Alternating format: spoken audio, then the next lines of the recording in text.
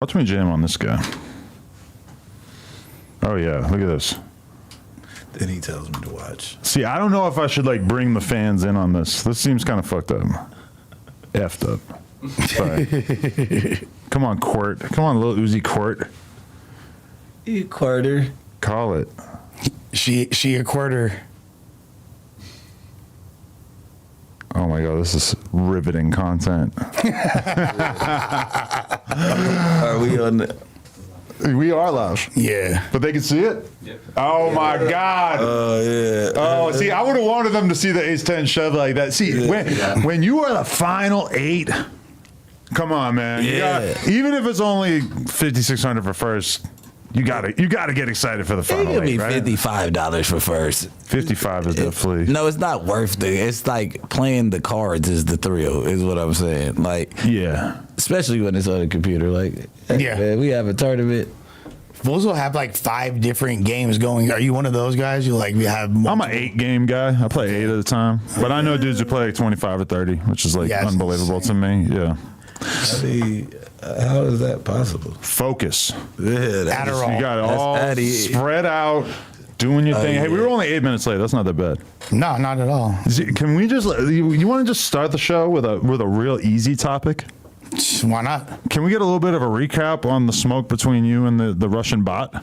Well, you know, like I've been, you know, I rock with Phone. Phone's a really good dude. You know, like. Oh, has he gotten involved? Is he Farrakhaning the situation? No, like he had been kind of just like Louis Fentacon.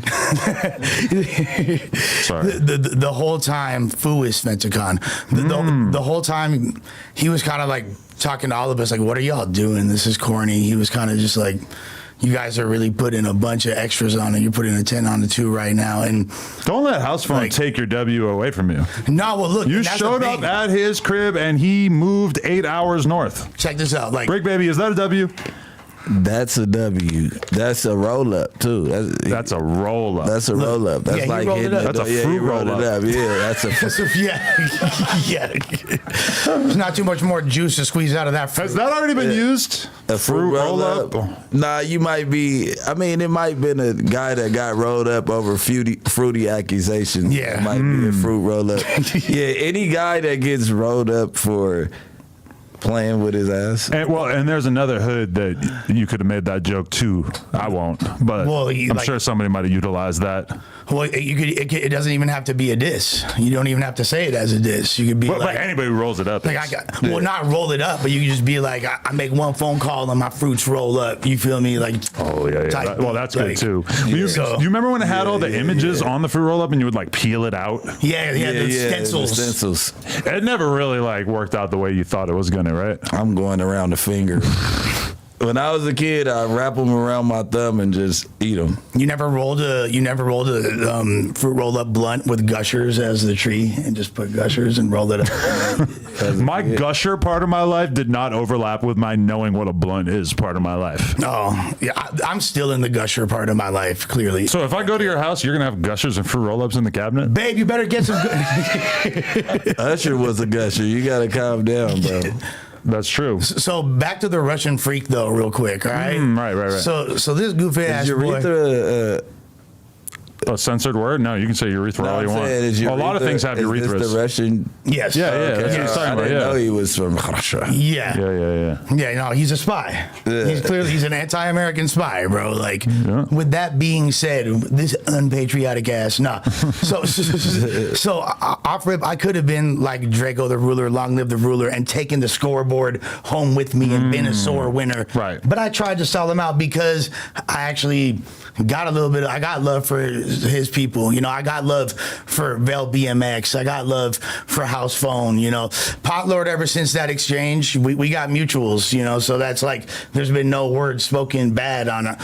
Cool. That he ain't done nothing. So you're scared of Pot Lord a little bit? No, not it's not not a little bit. Wait, you have love for Pot Lord even after I didn't say I had love. Oh. I said it's a dead issue. There have been no more words spoken. Oh, so you consider that dead, even though they pulled up and tried to take your life, and nothing has been said since then?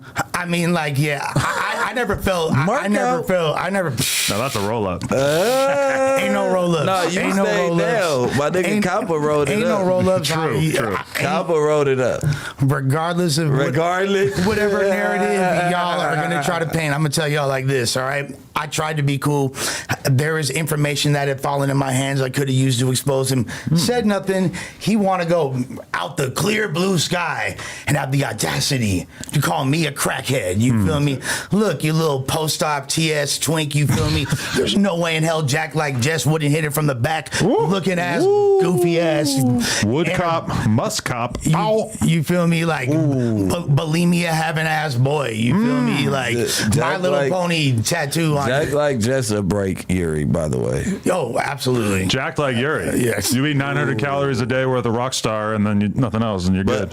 Jack seems to be like, Jess. I called him Jack. Jack. I like that. Just like Jack. Jess, seems to me like the type of person while he's out of his mind and on another level due to whatever he consumed. Yeah. He looks like the type of person that might let Urethra break his back. I think he likes to be and I think Urethra would opt in on that.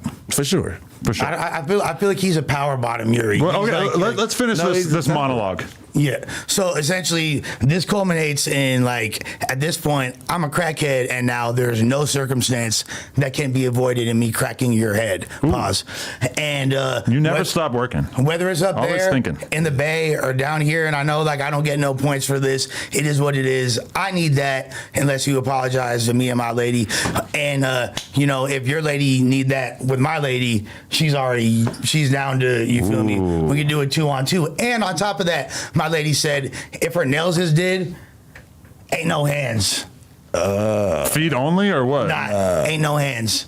She's gonna stab her? So ain't no hands. That's what I'm like. Listen, and I think to the street world that you keep on saying, I know you don't get no points. You get points. You're just the same as Yuri to a street guy. Exactly. I'm not saying you're super lame and dirty and all of that shit. Exactly.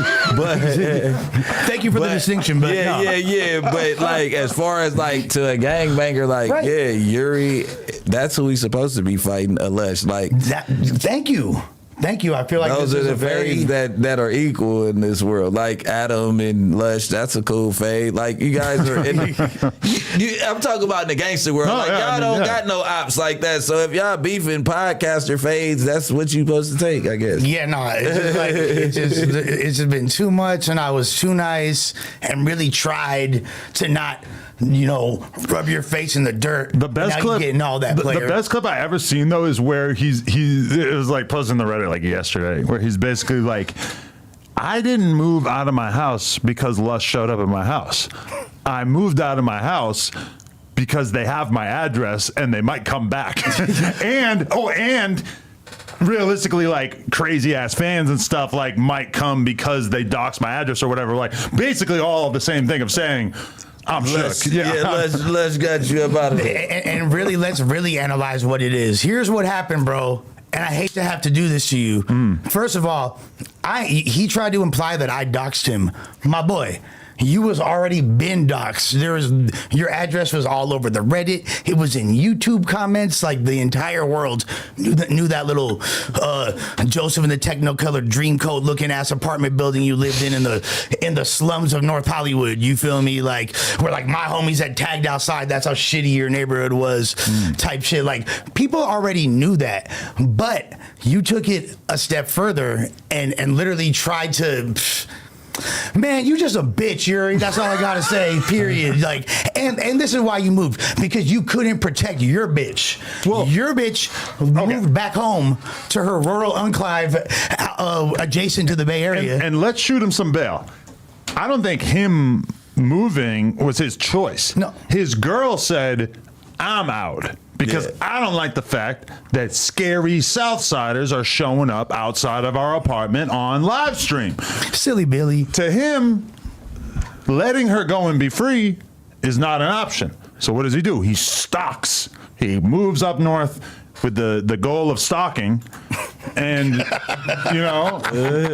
she ends up allowing him back into her good graces to some extent. Yeah. But then ultimately, it's like, he didn't want to leave. she was so terrified of the gang members showing up that she made the choice, and then he just has to live with it. Yeah, he doesn't have enough to stay in San Francisco. I know he's out in the yuts. He's over there like in the San Ramones. They already revealed like where he's at in the Reddit too. Yeah. I don't know how real it is, but well, since I made a couple of Draco references, we'll just make that cipher complete by calling him Pippi Longstocking because he's been stalking for a very long time. I like that. That was good. Yeah. No, I mean that shit is just. I don't understand like why he has been like courting this kind of attention from us. Like we were so chill and so cool to him for so long. We're the only reason that he has any kind of fan base. He literally would be working at Church's Chicken if it wasn't for us, or if it wasn't for me specifically. And the people at No Jumper during that 2017, 2018 time period, like the only reason why he has anything going on in life, the only reason why he even knows his girl is because she went to an Adam 22 meet and greet. Man. Can we get the AC, by the way? I'm not dragging them things in here. But I mean, I don't know. It's like the fact that he has like just got this like endless amount of animosity is just kind of ridiculous to me. It's hard to wrap my head around. Yeah, well, it's just like it makes sense when your entire existence is founded upon the validation of having a few viewers, and like look at the extent this dude's willing to do to get attention, like harass homeless people, jump on the laps of Chip and Dale dancers, like hang out with Pot Lord, just doing like all kinds of like beyond desperate. He is everything. The lap of a what? A Chip and Dale dancer. There's like a whole video. Epic. Like yeah, that's hot. Like that's epic. Yeah, Yuri like Jack. he definitely. That's crazy. Fuck, I was gonna say this off camera, but like, did you know that like one of Jack Like Jess's original plans for coming on here was that he wanted to trick y'all and not tell you that his new girl is trans and see if you guys took the bait and would like acknowledge that she was good looking and shit. Yeah, well, you are gonna trick me. My whole thing is any girl walking with you is trans until I find out otherwise. At this point, yeah. Even before he came in, that's what I was trying. I didn't know that he was bringing a woman on. And I was gonna tell him like, you want to try some pussy? Like maybe I could, while you taking a break from all the little stuff you got going on, maybe. But we don't. I was about to say some crazy shit. I'll say that off camera. I was also like, 0 shots at his honey. This Eddie. 0 shots at his honey. Ava. Is it Ava? Yeah. Okay. Right. No, You're it's right. not Ava. That's Chris's name. From off of Mr. B. Yeah, But then also Ava is the girl from New York or whatever that came on here with the black boyfriend, but she's trans. Oh, her name's Ava. She's Ava too. Ava wow. seems to be a very common trans name. Do we have any kind of like statistics about this? It's like a prostitute's name being Bella. That's common. Yeah, strippers and prostitutes. All of their call names, like when they post their ads, like Bella. Jasmine and Crystal. No, it's I know 11 Bella prostitutes, and I got like 6 of them in my phone. Right. Do you think? Okay, but so what I was gonna say is like there were moments during that podcast where I thought that we might be about to encounter a nip slip, and I was just kind of wondering like how YouTube would play that. Like, is that nip slip considered equal to a naturally born woman's nip slip, or is it closer to like we did a whole episode with our shirts off? Yeah, that was monetized. Well, considering like the pro-trans agenda in mainstream media, they'd probably like encourage it. They'd probably like push us further in the algorithm. No, wait. But if they believe that she is a real woman, then they would want to treat her nip slip exactly the same as a natural born woman. So you're saying that consistency is more important to them than whatever specific agenda they're trying to push. I mean, I'm trying to like put myself in the shoes of the woke Google employees who would be making this decision. Yeah. Yeah, it's not easy. It's not a good. It's not. If the nip would have slipped, I was gonna leave. I was the one like fix the shirt. You weren't gonna die. No, Adam. If I would have saw that nipple, I would have ran. Really? Yes. I didn't even realize it was. Were we that dangerously close? Hell yeah! When they walked, when she walked in, I told Jess like, "Hey, fix her shirt. Like, please don't let that happen here." Yeah. Yeah. I could go my whole life without that. You almost caught me slipping, Jess. I almost fell for it, buddy. But nah, not at all in the slightest.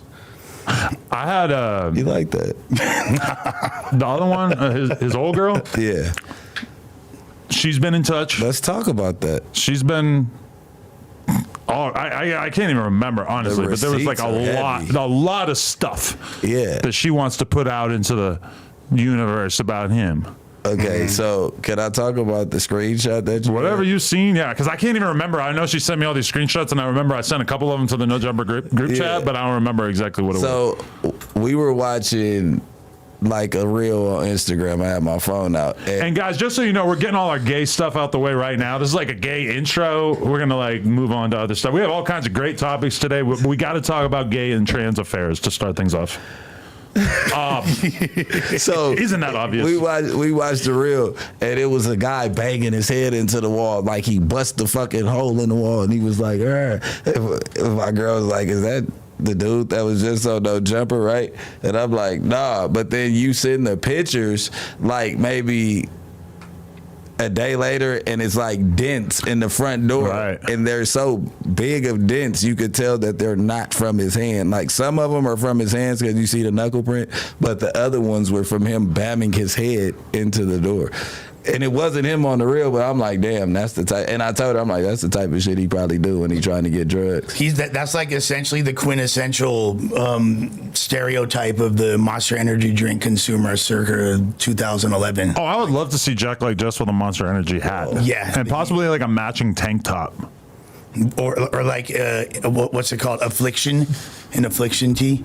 Bro, can you imagine how hard he was going with the affliction shit? What? That used to be the code. What? You ever have that? A buff white guy with Shut affliction? up. You had an affliction shirt. I had an affliction outfit when they had the tattoo sleeves that was coming up under the shirt. Right. I was more Ed Hardy. Oh, yeah. Oh, but no, affliction had a couple of them. I had a friend when I was living in New York. I'm going to put the year at 2007. And like, I remember we went on this little BMX road trip, and there was like one dude who ended up coming on the trip basically because he had a car, and he was like straight jock status compared to us. We're all thinking that we're on some like cool punk, hip hop, whatever, like shit.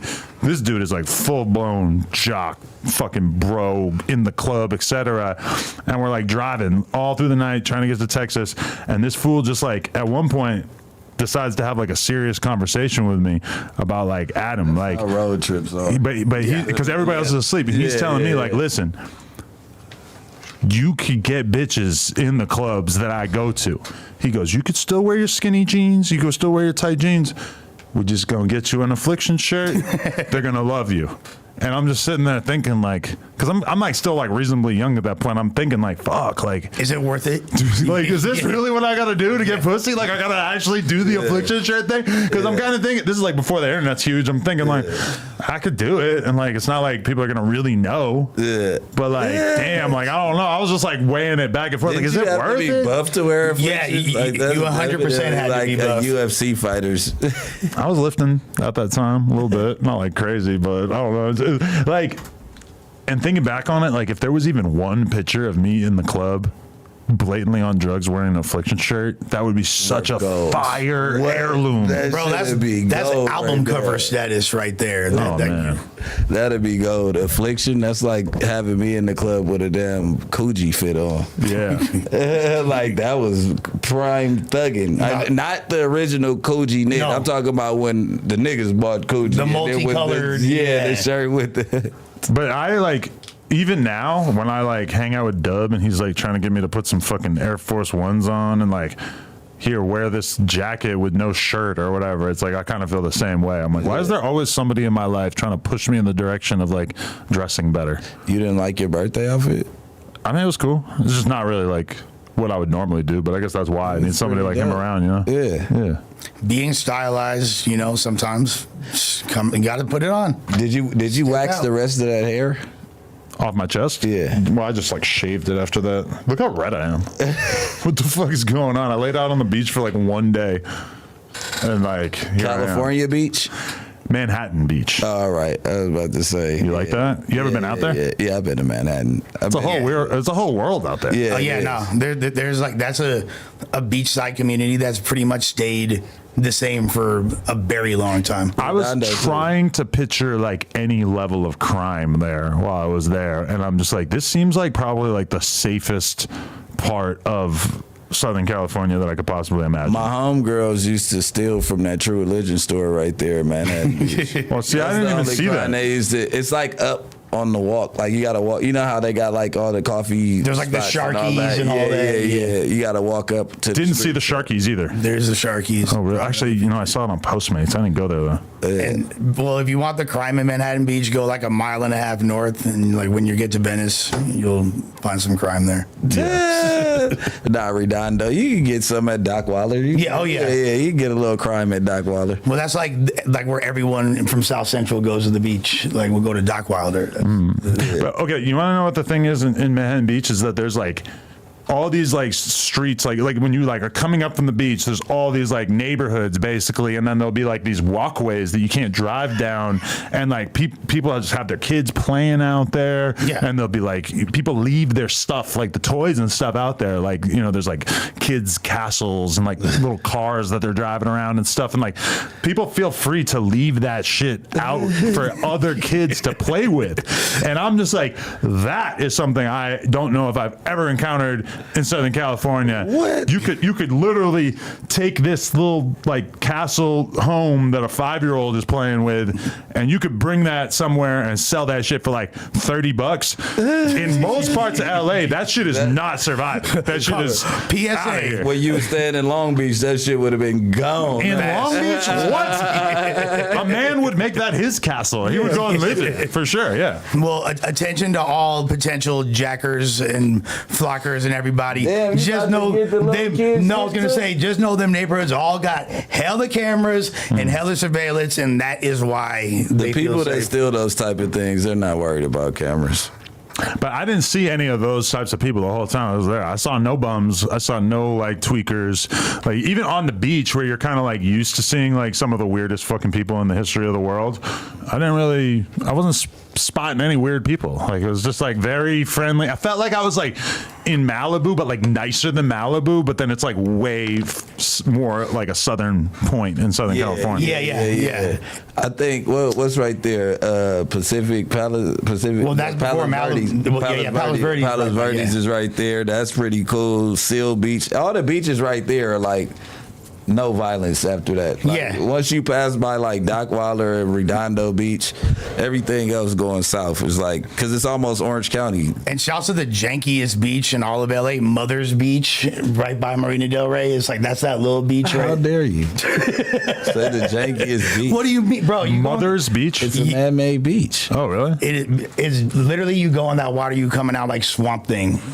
You will look like Tom Hanks in the movie Philadelphia, like by the time you finish swimming a lap in that bitch. Yeah, because it's a man-made beach on the marina. All the oils that come up off the boats, everything, all the dirt from the boats is floating right up in there. Hence the jankiest beach in LA. Right. It was fun when we were kids, though. When we posted up on the beach, we just like position ourselves right next to like 20, I'm gonna say like 21-year-old average like dudes, and like all white basically. And like somehow they were polite enough to not talk to me, but I got the look from every single one of them. I'm like, holy shit, this fucking freak is here. But then like none of them actually like came up to me and like approached me and like said anything. They just were like, cool. And I'm like, wow, I so have never encountered that on the beach. They probably wanted to talk to your wife. Yeah, I definitely kind of sensed that too. That they noticed me and then they noticed her, and it was just like they're like whispering among each other, but they didn't actually do anything. Yeah. One of them was like, "Oh, I saw the Kodak Black interview," and the other one's like, "Oh, I saw them on Pornhub." I saw them do a threesome with Jack like Jess. Oh my God! Would you ever? They Jack like Jess. Would you ever? If that was the way to bring Jess back to our side, would you let him come on Plug Talk? I have minimal commitment to the prosperity of the, I don't know, heterosexual race. Like, I'm not, like, that's not really like, and I mean, is he even fully off the heterosexual team? He's making it sound like he's open. So are you just... He fucks with biological women as well. I'm still claiming Jess. Since when? Since when? He named 0 since we met him. He said it. He said that the last one is why he doesn't like the word faggot. Oh, yeah. We got to watch that word, by the way. I have a feeling that I've watched it 3 times. I feel like that word might be a big part of why we've been demonetized so many times in a row recently. Oh, wow. But to be fair, he said the F slur about 1,800 times during his recent appearance. And that episode took like a week in order to turn green, which I was somewhat astonished by. Because to me, that word is like the ultimate word, along with, well, but that's the thing, is the algorithm doesn't really know the difference between the N word with an A and the N word with a hard R. Yeah. I don't think the algorithm really like gets the difference. Yeah, so they just ban all of it. They don't. I don't know. I mean, I also assume. So they give you a pass with A? Are you saying? I don't know. I mean, a lot of stuff gets demonetized anyway, and you don't really know what it is. It could be swearing, it could be the cigs, it could be the bottles of alcohol. You never really know. Yeah, we got too much going on at this motherfucker. It's just quote unquote edgy content, right? So they're gonna. I feel like maybe it turned green because they didn't have AI review it, and they had somebody review it like, oh, this is somebody from the community using the word. Turn it green. So you want to hear something crazy? You guys weren't there. Oh, well, I'm kind of giving things away right there. But the 20 versus 1 that we did, yeah, that shit got claimed for copyright a week after we uploaded it, still on private, because part of it was that the dudes all had to sing a Taylor Swift song. Oh. And also there's like a random part in it where one of the dudes just starts singing this Enrique Iglesias song, and they both got tagged, even though it was private. So it's all AI. The AI sniffed out the homie singing that song, which is pretty insane to me that they were able to get that. Yeah, it's Tay-Tay. They've moved the goalposts a lot, but it makes, exactly. That's quite a machine behind it. Because if you told them to rap some J-Bo to her, I think we would have still been monetized. I feel like, there's got to be like an elite list of artists that are actually being like patrolled for. Like Shazam. Wow, what a great transition into us talking about one of our favorite things to talk about, gangs. Where are you and EBK Young Jock at? What do we have to do to create this reunion? I hate the idea of the Bricc Baby EBK beef. EBK beef?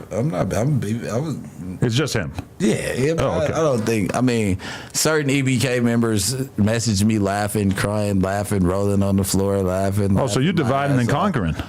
I've done that. Yeah, okay. I know that move. That's a good move. Yeah. But at the end of the day, it's no beef. I don't see. I think that the Bricc Baby effect is so crazy with the beefing that at the moment I say anything, it's a problem. And then you think your little ass finna beef with me, boy. You's a little ass kid. You're not finna beef with me none. What it is I said that I got a DM that somebody said I was responsible for it.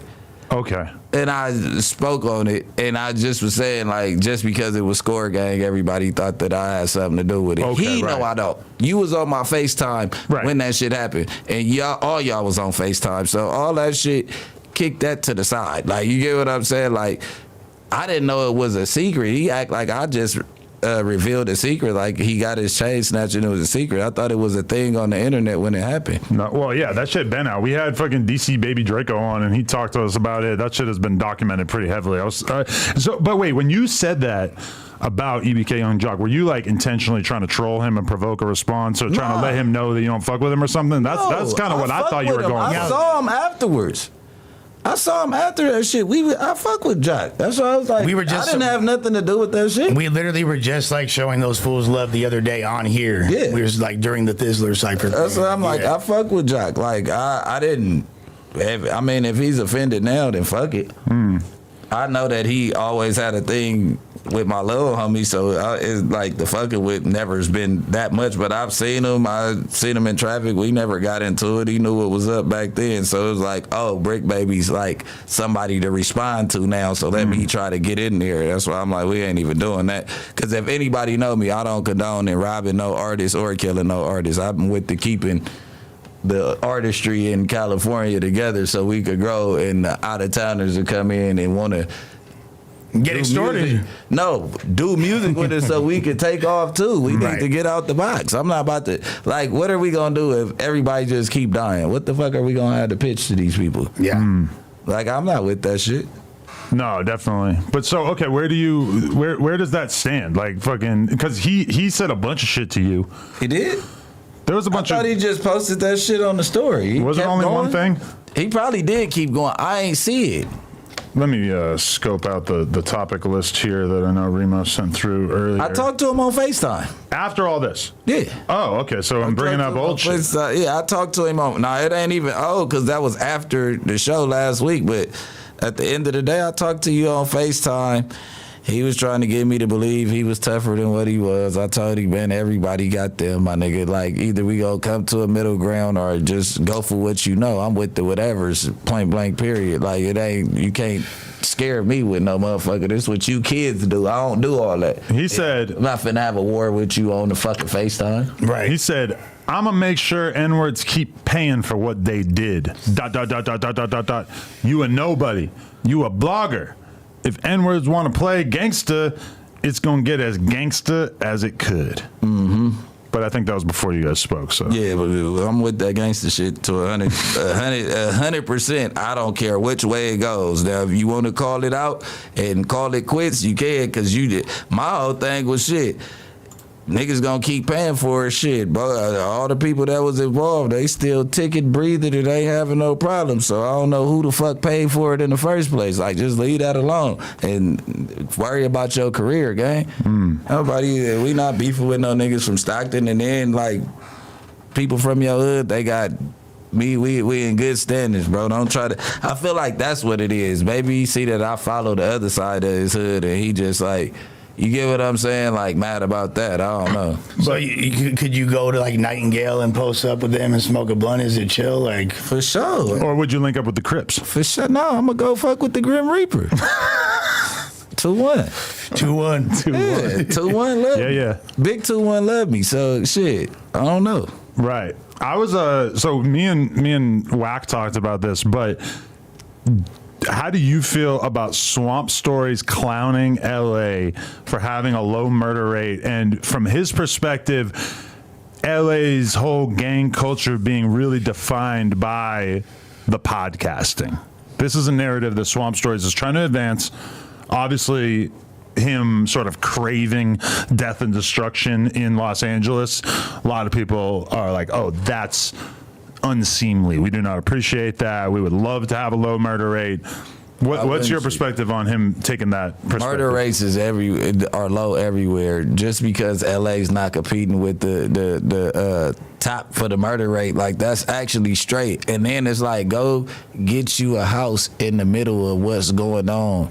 I bet you if Swamp Stories was right there with his Ring app and the motherfucking Citizens app, he wouldn't be talking like that. Well, look, let's also look at this. Those statistics are a little bit skewed considering that's literally referring to just the city of Los Angeles. When there's several of the most dangerous and active municipalities within Southern California and the LA region are not actually quote unquote Los Angeles. That means all the stats of Compton, Inglewood, Long Beach, they're not counting those when that's specifically referring to Los Angeles. But even all the LA people that moved out to the IE, don't think that's not LA damage going on out there. That ain't just strictly IE work. Like, it's a lot of people that been moved down there and started to marry. Like, you know what I'm saying? Like, 1,000%. Like, it's really going on down here.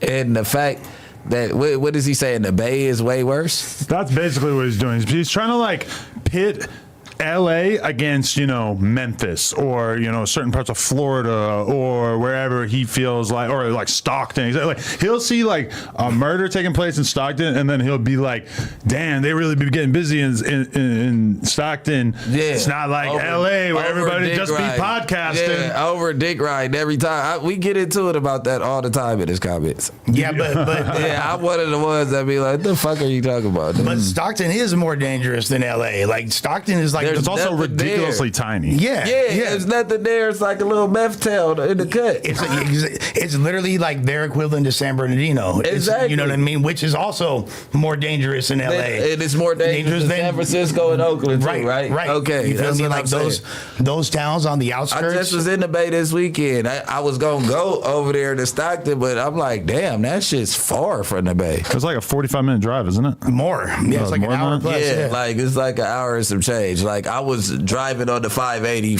past Oakland and stuff for going back home for like maybe for like 40 minutes, and then I saw like 680 to Stockton and Tracy or whatever city was, or like right the 4 or whatever. Yeah, no, I think it was like the 680 or something. Okay. Not to be, and it was still like a long way. I'm like, man, I ain't going that way. No, and I ain't even tripping. I was just gonna go link up with some people just to show people, like, you know what I'm saying, we good everywhere. And I definitely was gonna go to Nightingale just to show them, like, I'm not finna beef with y'all hood over no. You know what I mean? No internet shit. No, that's good. That's a good act of solidarity. But if you like that murder statistic list, there's always towns on there that you've never even heard of because it be the little cities outside. Like people talk about East St. Louis, Illinois, which is outside of St. Louis, Missouri. Yeah. St. Louis dangerous as a motherfucker. Yeah. But then that little city right there is stupid active, and there's other cities in Illinois that are on the other side of the bridge. That you've never even heard of. But of course, people be like Baltimore, St. Louis, like, so, you know, swamp stories, I get it, but nah. But why? My whole thing is, if you ain't in the field, why do you want to see more murders? So your content could go up. My whole thing is, what are you politicking for? Like, I can't wait till how close is he to 1 million subscribers? Because he said that he's coming out.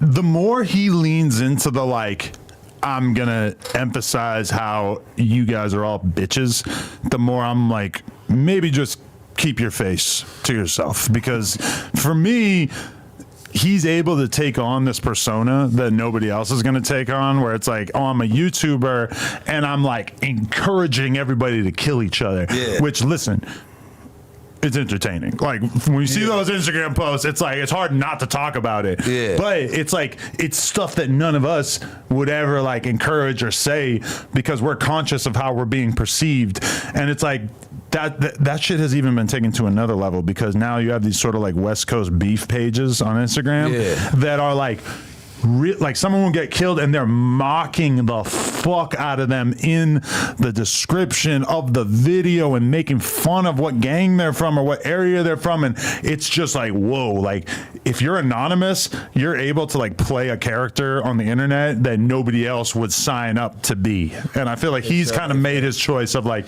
I'm going to be the dude who's so antagonistic that nobody could imagine. Did you see him troll? What city was he in when he was trolling? One day he was in Frisco, and everywhere that the boy said that he was at, he fucking took a picture right there, like fucking moments later. Like, yeah, because to me, I feel like they're looking for a white boy. I feel like he's like a Asian or something. Yeah, something different than white. So, and then he's probably dressed like a fucking tourist with a camera around his neck and all that shit. So, that was pretty funny though.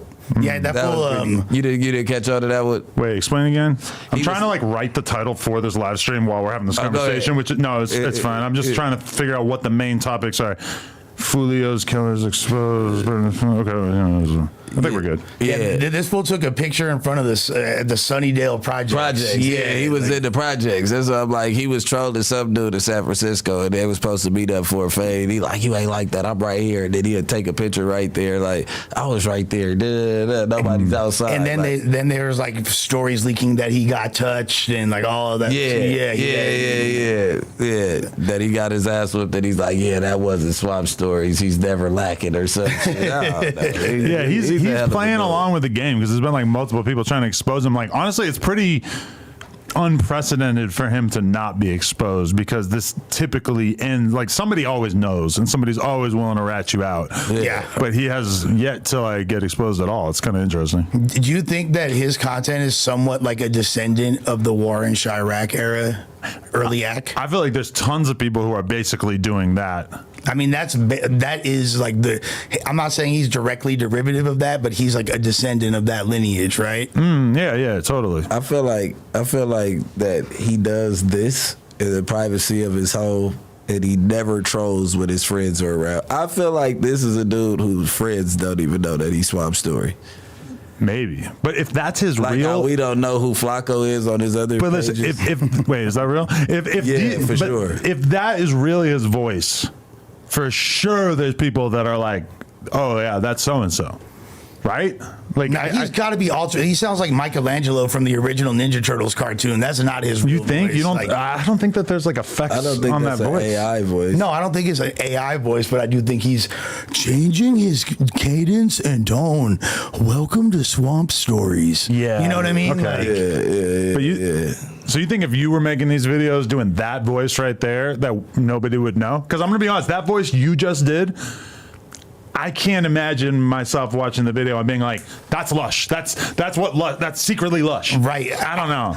Because I have such a distinct tone, it would be easier to bust me out than other people probably. But yeah, I think it's pretty. You could disguise it, and if you don't use any similar language or just cadence of speech, you'd have to be careful. Because you could tell, like, can't you guys tell sometimes when you read a comment if it's on a burner, or like you could tell who it is by the cadence of the text. Like, that's why I've never been willing to have like a fake Reddit account or a fake like I've never had like a fake trolling account because I just assume someone will figure it out, and B, I don't trust myself to like not expose myself through the things that I say. Like I feel like just little pieces of language would expose it. Yeah. no, Lush has been a legend for decades. Yeah, for sure. Just off of lingo and like you slipping, like forgetting what account you on, you just comment real fast, like but you use your lingo, like fuck, I can't do it. West Coast Gang Wars is the account that is the one that I'm naming off that like basically is Just being as distasteful as you can possibly It's be. on YouTube? No, it's on Instagram. Oh yeah. You've probably seen it, but it's like dudes in Stockton die and they'll be dissing them like while reporting on their death to the point where like it's just like mind blowing. Like whoa, like that's Like this got his head blew out. No, like but the pussy she was. okay. Picture Like, that. I mean- Picture that, but then like picture like every gang diss you could possibly use for that person from that place dying, and like. Obviously, these captions encourage a lot of comments and a lot of interaction because you've got a lot of people who are laughing at it, a lot of people who are pissed off about it. Yeah. You know the meme of like the meme. It's like the three white kids, like in probably 14 years old or whatever, doing like a little podcast where they're talking, and they always change what the caption is, and it's like, why ain't Dirk slide for Vaughn? It'll be like It's like that, yeah. Yeah, this is essentially an Instagram account embodiment of that meme. Yeah, pretty much. But that just seems like that's going to keep becoming more and more of a thing because it's like the Chicago Wave kills it, New York Drill Official kills it, but the more disrespectful they are, the more shit that they'll delve into that No Jumper or Ack or whoever is not going to do, the more of an opportunity they have to get viral posts. They're probably not going to get a viral post posting the same Foolio shit that we all are posting. Right. But if there's something that's so offensive and so fucked up that we're not going to post it, and they're posting about the dudes who are getting killed that are like not known at all. It's like maybe just the dudes in that neighborhood know who they are, or like the hardcore EBK fans That's know. what the world would have known. The world, I feel like, is interested in the people that's not on camera that's getting dropped. Like, Right. damn, that's what his boys like, oh, is they gonna slide for it? Now they can really play those slide games, and now they can see if they homies is really paying for funerals and going to funerals. Like, it gets deep with the trolling world. Like, No, for sure. And like I get all type of shit. Like the Chiracology Reddit, the St. Louis Drill, all these different Reddit pages, they're pretty much, that's where people are gathering all the information from and all that. the newest slide for, I was about to call Rich Muller the other day, right? Slide for Stunner Girl. That's right. Yeah. Hell yeah. I wasn't gonna tell him that. I was about to. No, I'm not gonna tell him that. Yeah. No, I was that. But they on this page like, how you let the girlie get shot? Slide for the girlie. What you sitting on your ass for? Slide for the girly. Yeah. Girly. And I'm looking, and I'm like, damn, he don't want to be called right now, because I was about to call and just make sure he was straight. Like, hey, bro, you straight? Like, you know what I mean? I don't even care what happened. But I hit him up saying like basically the same thing. Like, you good? Yeah. Because it's like, what the fuck do you say to someone whose girl got shot in the titty? Yeah. That's crazy. Like, I don't know what to say. I felt like it was a crossfire situation, but then I don't know, didn't somebody get kidnapped or something and put in a cage? Didn't she? I don't know. But that was in like the DMV like a million years ago. Well, that was the DMV. But that wasn't with her. That was Detroit. with fucking Rocky Bad, right? Oh, and it wasn't Stunner? Nah, right? Some girl told me some crazy shit. Nah, that was- I'm like, some girl was trying to tell me about it. I'm like, I never heard of that shit. Why do I have a goldfish memory and I can't remember? It was the girl who. Oh, it was Cuban Doll. Yeah, and it was when Pun was managing Cuban Doll, and we don't know the exact details of the story, but what's his name? Lando Bando from Detroit was the manager of Rocky Bad, who was a poppin' rapper at the time. So that was a study girl that did that. No, she's not involved in that at all, I think. But Rocky Bad got locked in the cage, and Lando Bando got beat up at some point. There was pictures of him with his face all fucked up and shit. So that was like some crazy early, what was that, 2015, 2016 type era? All right. I remember, and I was going to say, wasn't that Cuban Doll? I swear to God, I heard something about Cuban Doll a long time ago. I think Cuban Doll got dropped from her label after that. Yeah. When you first brought up the cage thing, that's who I was thinking of. I didn't know if you But I didn't know who the other girl was, so they were trying to say, like, oh yeah, she was in Detroit and got shot because of the kidnapping shit. And I'm like, what? There's probably some other kidnapping. There's probably still a kidnapping narrative, but it's probably like a different one. Some shit that wasn't I don't know. It was a girl trying to say that shit. So, and they get on my ass about fake narrative. I mean, shit that I just clickbait. You have to be careful with your fact checking. You kind of got yourself into a world of trouble. Yeah. I'm saying that a girl told me this shit, and I didn't kind of believe it at all. But I feel like it was a crossfire. Oh, well, yeah, I don't know. It's just crazy to think that Sunny Girl's involved in situations like that, and then she's got all these like baddies type chicks, all these Zeus type chicks who are like clowning her for that and like trying to like get shot. Yeah, but like they ran down on it first and foremost. What if they tried to run down for the jury? I mean, shit could have been that too, right? Yeah, like at the end of the day, like that's my home girl. So bitch, like not like that. Like I wouldn't even like. That's cold to be talking like you a female clowning another female for getting shot, bitch. If you in the same position, your ass getting shot too. Because none and of she them low bitches key keep it like a for real hood trophy too. Like you know what I'm saying, like and that shit was in her chest. Like, come on, bro. If it would have went any other way, she could have died. Like, y'all make it. I don't know. She hella small too. You feel me? Like That's a thick girl. No, yeah, she thick, but I'm just saying like petite thick. You feel me? Like like.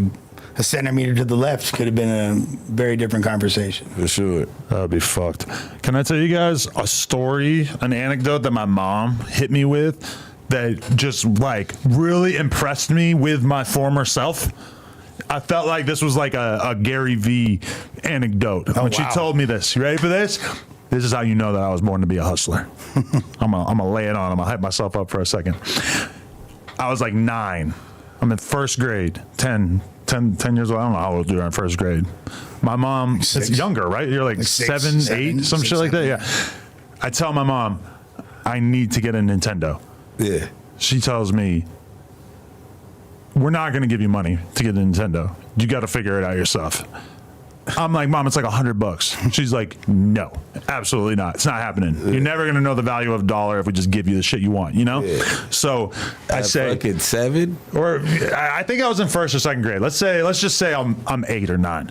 She says, you know, maybe you can figure out like a job type thing. I go, I'm fucking 9. How am I going to get a job? There's child labor laws. But that's what she said. She's like, there's all kinds of other shit you could do to like earn money that's not a job. Yeah, she goes, how about this? She goes, I'll give you a hustle. She probably didn't say that, but she's basically trying to give me a hustle. She says, you go around, you collect cans, and we'll take you to the place to turn them in once a week.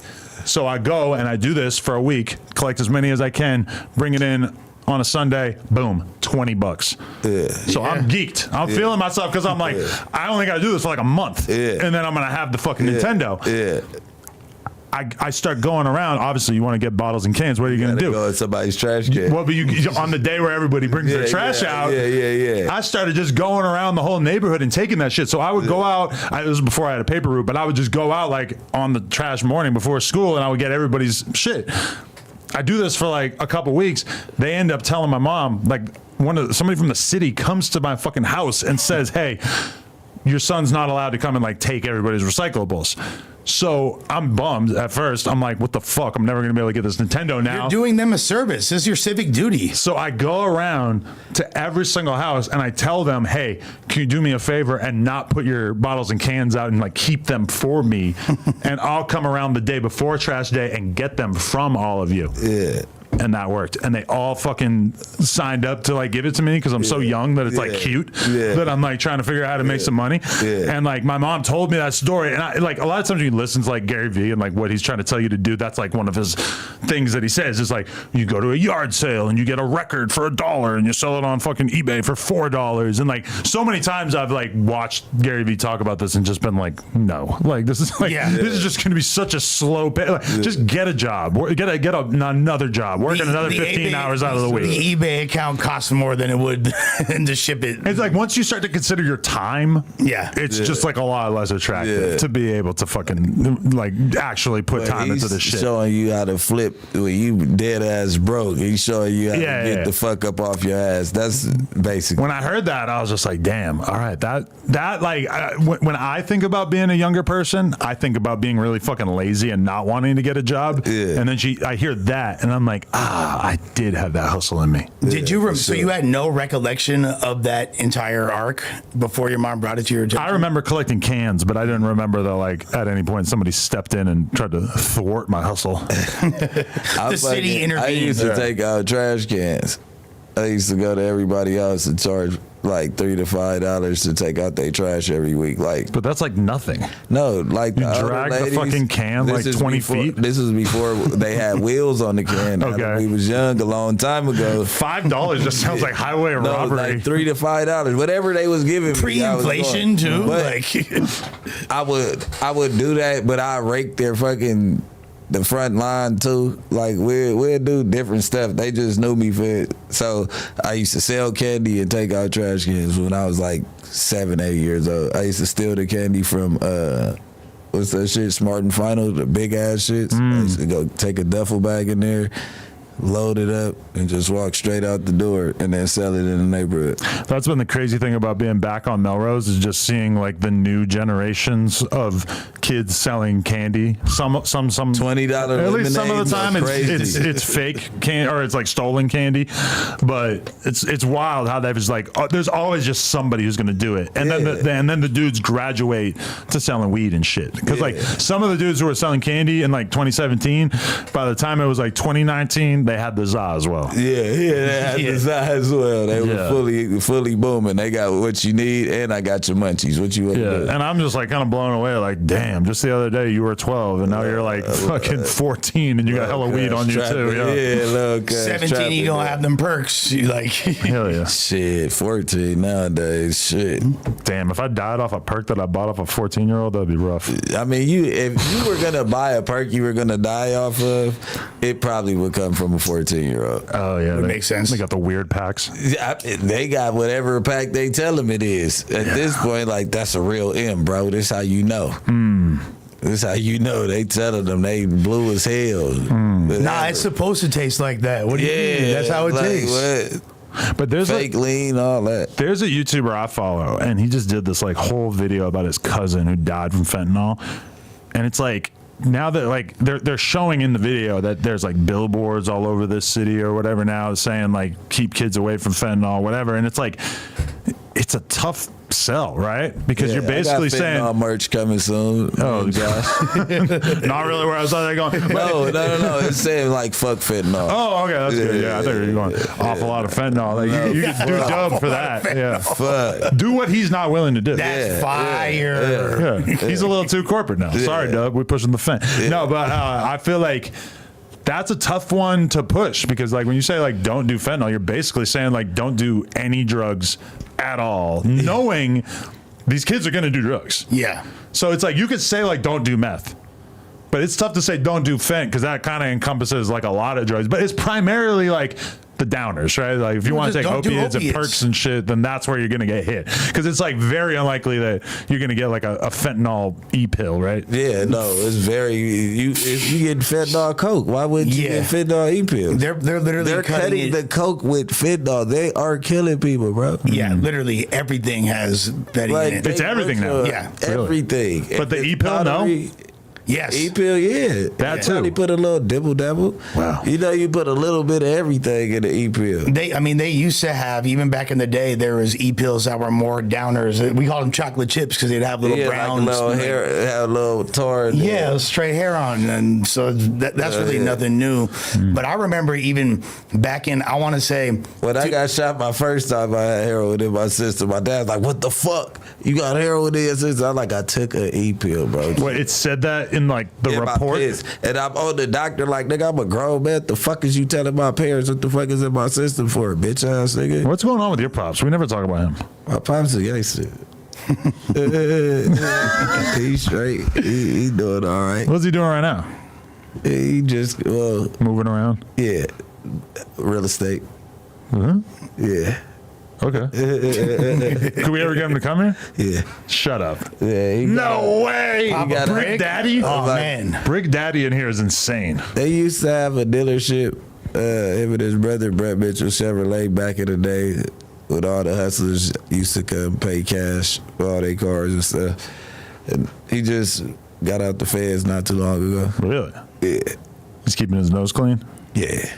Okay. Yeah, That's for good. sure. Real That's good. estate. Too clean. I be on them. Like, God damn. Let's get fucked up, Dad. Yeah. Really? Oh, no. He's going to patron you under the bus. Drinking is his thing. Oh, okay. Yeah. Yeah. But you can get on that, right? What, with him? The drinking? Yeah, I drink with them. So you drink from when time I to go, time? Yeah, when I go kick it with him and my uncle and them, we drink. I've never seen you like truly annihilated though. Yeah. Like fully drunk, like Fucking falling Vegas. over. Oh yeah, but I was so drunk. I don't know what the fuck you were on. Say, yeah. And then I had to drive afterwards. At least the hotel was right around the corner. I didn't go too far. But yeah.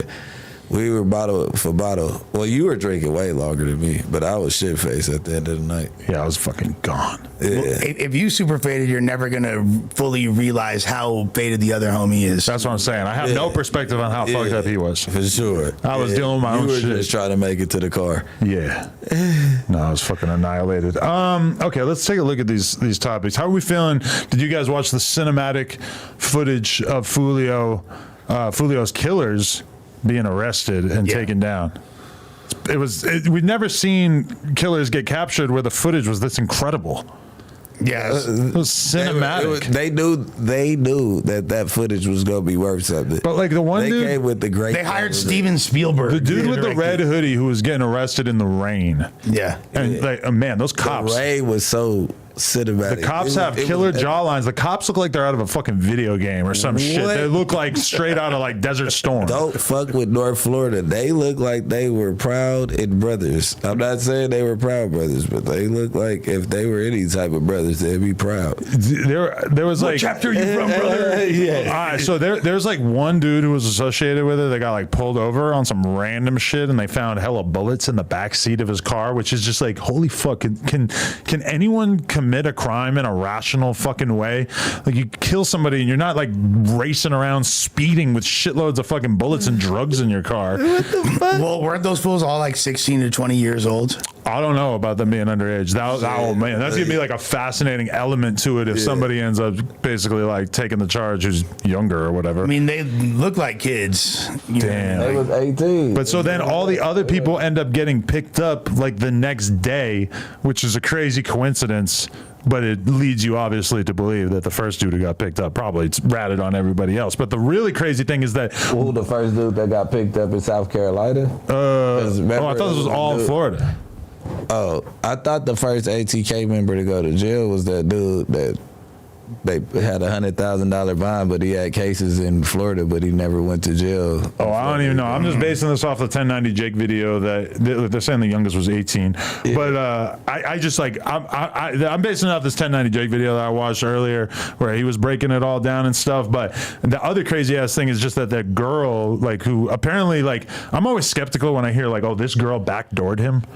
But apparently that's like a real thing in terms of this specific case. Like there was a girl who was moving around with one of the dudes the whole fucking time. But who drops pins? Like you was sharing your location with, like, not like that. Like you gotta be a little smarter. If you still dropping a pin and you know you on some bullshit, you don't just share your location. Not like that.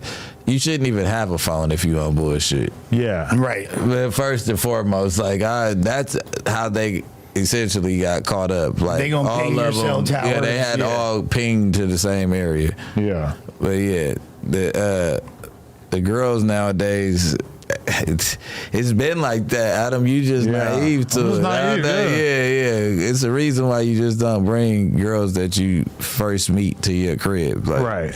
Well, it's the easiest way to set anybody up in under any circumstances. Yeah. Okay. Give me your honest estimate. If I'm some baller, rich dude, whatever, and I decide that I want to start having strippers leaving the club, coming back to my crib, and let's say I have something that's like really definitely worth taking. I'm a guy who's got a lot of jewelry or cash. You got a Richard meal on. Bricks. I got whatever you need. And I have 100 chicks come back from the strip club to my crib. You're robbed. What percentage of them? 60. You think that high? Hell yeah. Oh my God, that's terrifying. Everyone that's a prostitute. Wow. Everyone that's selling it, for sure.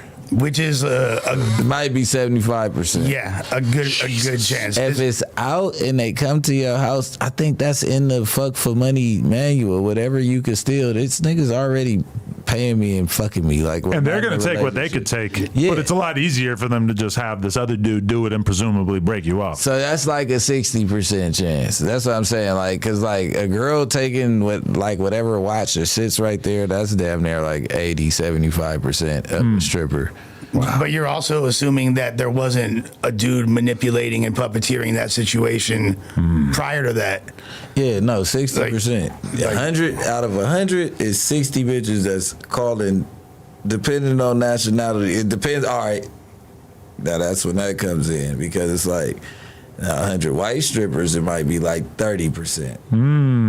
You know what I mean? Like, see, this is why you're here, to say things that would be considered racially problematic. If any of us said it. Now, if it was 100 white strippers, we're talking 30%, because those are the percentage that are probably being pimped by black men. It also depends on what city you in. Like, if it's, I would say, if it's I was assuming LA, but yeah, where else are we going? Well, anywhere in Florida or Georgia, like an ATL area, the chances are higher than that it's going to happen. What, with the white girl? Or if you just getting lined up, period. You know what I mean? Like, it's not just strictly based on race. What do you mean? This is LA. But yeah, but out there, like, that's a backdoor town. You know what I mean? So what are we, like a front door town?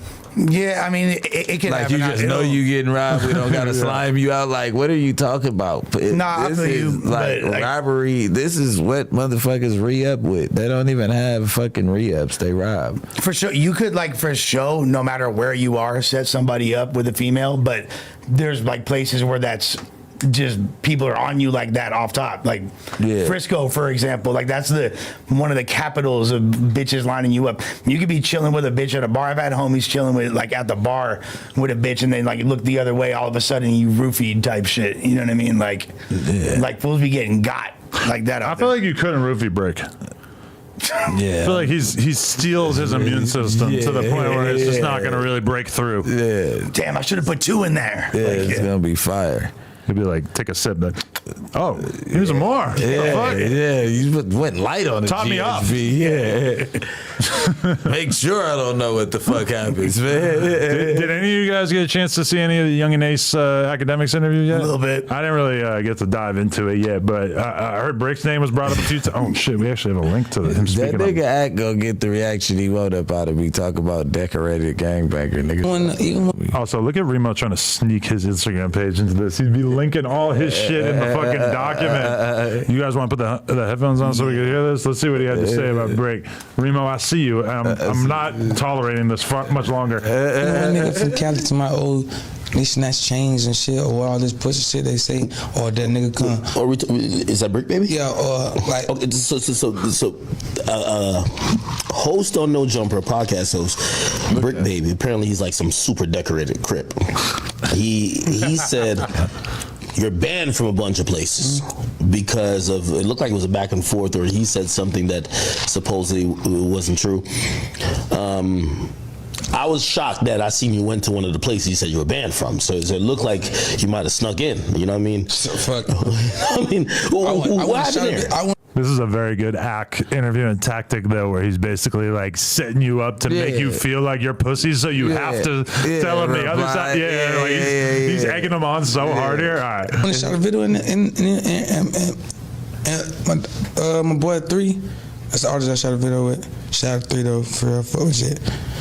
I went today, you know what I'm saying? He hit me for a feature. I put it to the studio. I recorded that bit.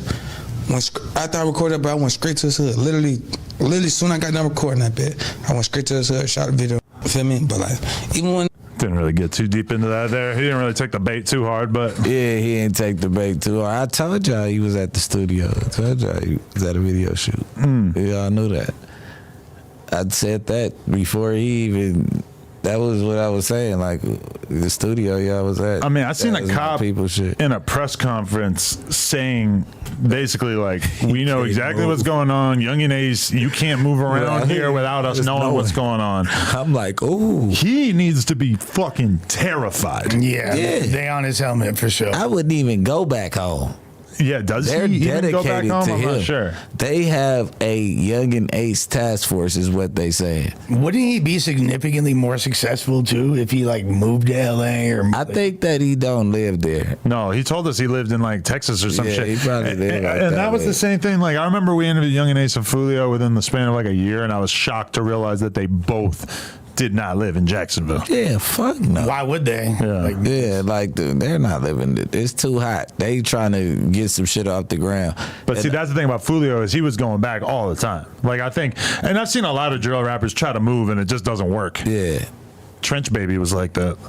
Fucking C Blue was like that. Fucking C Blue's in jail from the Bronx or whatever. No, but he said he moved to Texas, but then like every other week there's a video clip of him like doing something in the hood in New York. And I'm like, this does not seem like you were that serious about moving to Texas. Like but like if you want to take the heat off you with the cops for like a little period of time, you could get there by like saying you're moving to Texas, stay down there for 2 months, and then you start wiggling back to the city and they're not really thinking about you maybe.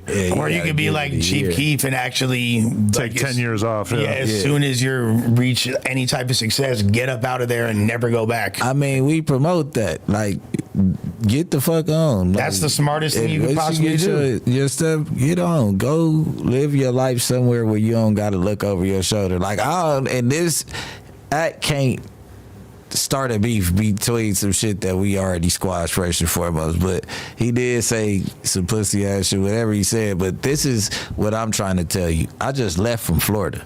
I'm from California, LA. So if they was going to go prove a point, you wouldn't have went to South Carolina. Like, I just said that it was people. I said New York. I said all type of places where my people, if my people.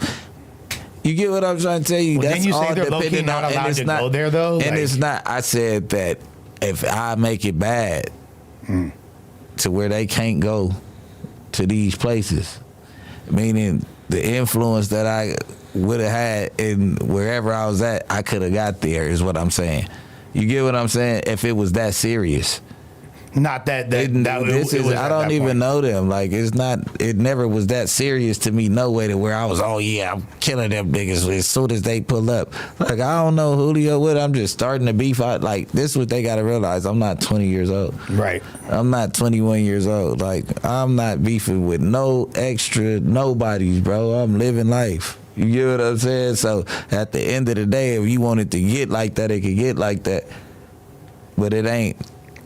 Over words on the internet, I'm not going that way. But you didn't come to California, you didn't come to LA and do that shit. Like, come on, gang. I just was in Florida and shit. I just was in the back. Like, come on, I'm not finna let nothing stop my push. But it's not as activated as the Yuri and Lush 1 beef, is what you're saying, essentially. Like, no, that's some real shit. Yeah. Yeah, nah. That's that pull up. You get what I'm saying? Yeah. And when I got to Florida, I hit GMK, like, nigga, I'm out here. Where y'all at? Like, not on no bullshit. Just like, nigga, I'm around this area, wherever you at. What was he saying? I think they was OT. They wasn't around right there. So, you know what I mean? I ain't gonna play like I was just out there trolling them niggas or whatever. Like, I tapped in with them. Bop. What up? I can't got some stress other enough, homies though. out in Jacksonville. You know what I'm saying? My nigga EC, I tapped in with him. I just really like because the thing is, when these rappers that are from these other cities that are super trenched out like that, and they're involved in these crazy wars, the sooner they move to a city like LA and get up out of that, like the quicker they'll be able to acclimate, because you're going to be culture shocked at first. Yeah. It's going to take a while to, beyond like all the gang politics and all that, just even coming from the trenches in Jacksonville to right here. Yeah, that's what bad bitches all day, everywhere, shopping up the ass. Calabasas, like, come on, man. Like, yeah, it's. They don't want to come because the shit they want to live in is like 15 to 20 bands a month. Yeah. And it's like 4 bands where they from. Right, you get way more bang for their buck. Like, yeah. But beyond that, it's just like I would recommend just relocating and putting yourself in an environment where you could actually network in the industry and get some more moolah. So you ain't gotta ever have to be involved in that shit. So. I mean, that can make or break you depending on what type of rapper, because I think those are the type of people that need to be in their hood in order to prove the point they've been proving. They came out on that. We from right here, black and everything. Go ahead. Let's check this out. Go ahead. Young and A says he knows for a fact that females will backdoor you. So people are saying that this is like him basically like knowing what happened to Foolio before it became public record. It's for a fact though. Ain't no think. And I don't think nobody set you up. I know for a fact somebody set your ass up. That's how I go. That's why I be trying. I tell my dogs, stay away from all them hoes. And these girls think they so innocent, but they'll drop your low to niggas you don't fuck with and think it be cool. Think they be straight, like, oh bitch, you can go live your life after you just set a nigga up and they just die. You think you good. That's your work. Yeah. I know this for a fact though. That's your work. Damn. He's telling the truth though, huh? That's what I'm saying. Some shit like that, and then the shit, I don't know. If she didn't nigga get that was with him in South Carolina went to jail too. Like, a motherfucker could have been popping it like that to the police. I don't know. If she didn't get arrested, I'm not saying he a snitch. I'm just saying, if she didn't get arrested, would they have killed her? For sure, right? If they would have found out it was her, yeah, like if they knew, I don't think nobody really knew what happened. Somebody went to jail with some shit and they ain't want to do the time right then and there. Somebody just gave it up because nigga, that shit was smooth. If they been having this type of information, they would have been got up on them. Yeah. They were actively hunting him way before. Yeah, I feel like they received the tip because you got to think first 48. You right after that, they really ain't too much worried after the first 2-3 days. What does first 48 even mean? So I've never seen this TV show. Most so I have murder no idea. crimes are solved within the first 48 hours. Okay, you have a significantly less chance of ever. If it's not, it kind of goes into a cold case for real. Yeah, typically. Okay. Yeah, because a lot of the evidence is going to be like compromised by that point. Interesting. And then the ones that don't go 48, like on average, they might get some information within the first 2 weeks of that crime. Yeah. Like when I watch damn near every episode. So Should I get on that? Is that good shit? It is fun. Yeah, what? And then, seeing people tell you love that type of shit anyway. You interview the people that's on first 48. But I only watch like the real life version.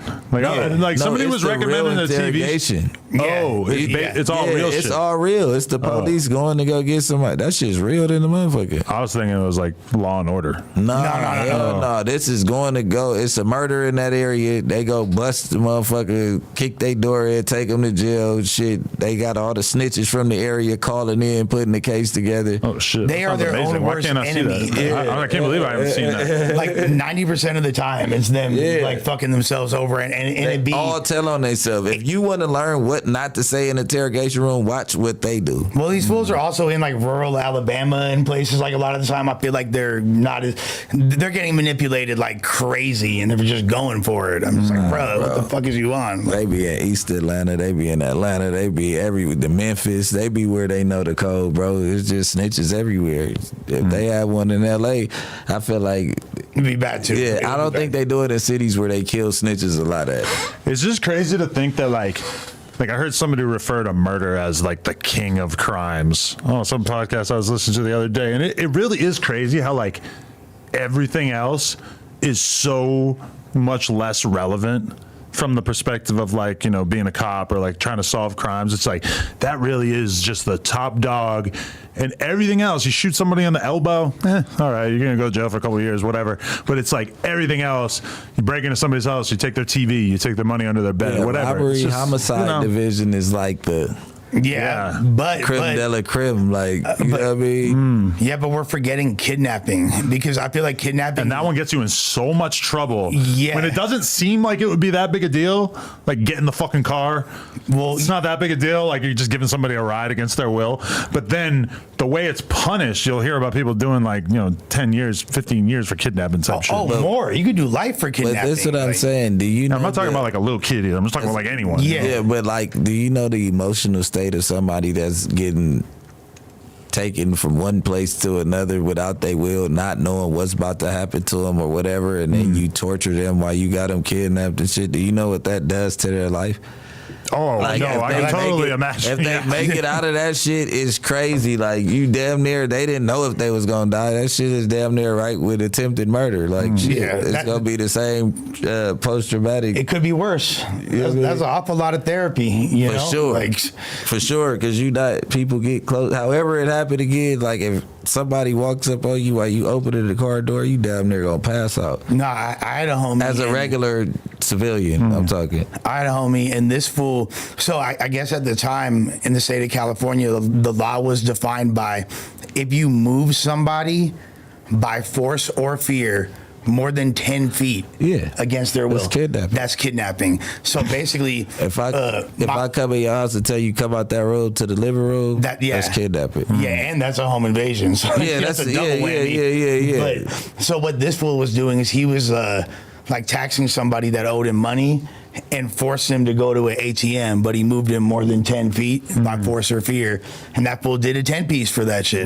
Sure. Yeah. You can get the consequences is life. That's what the max sentence on kidnapping is. Yeah, absolutely. Absolutely. You get an LWOP for that. Yeah. PGF Nook stole somebody's car. Oh yeah, and then that's kidnapping out here. drove to a random gas station, jumped in another dude's car, put the burner to him, and told let him, him Cash App. transfer all the money out of your Cash App into my shit, which I don't actually know how much money it is. And like, how much money does the average person have in their fucking Cash App? Like, I mean, if it's connected to your card, though. yeah, but even then, like most people got like $1,000, couple $1,000. He didn't know that was somebody that just got his. Maybe he did, yeah. But either way, it's like it's just such a surreal way to destroy your rap career right there. Like, I didn't think PGF Nook was that done.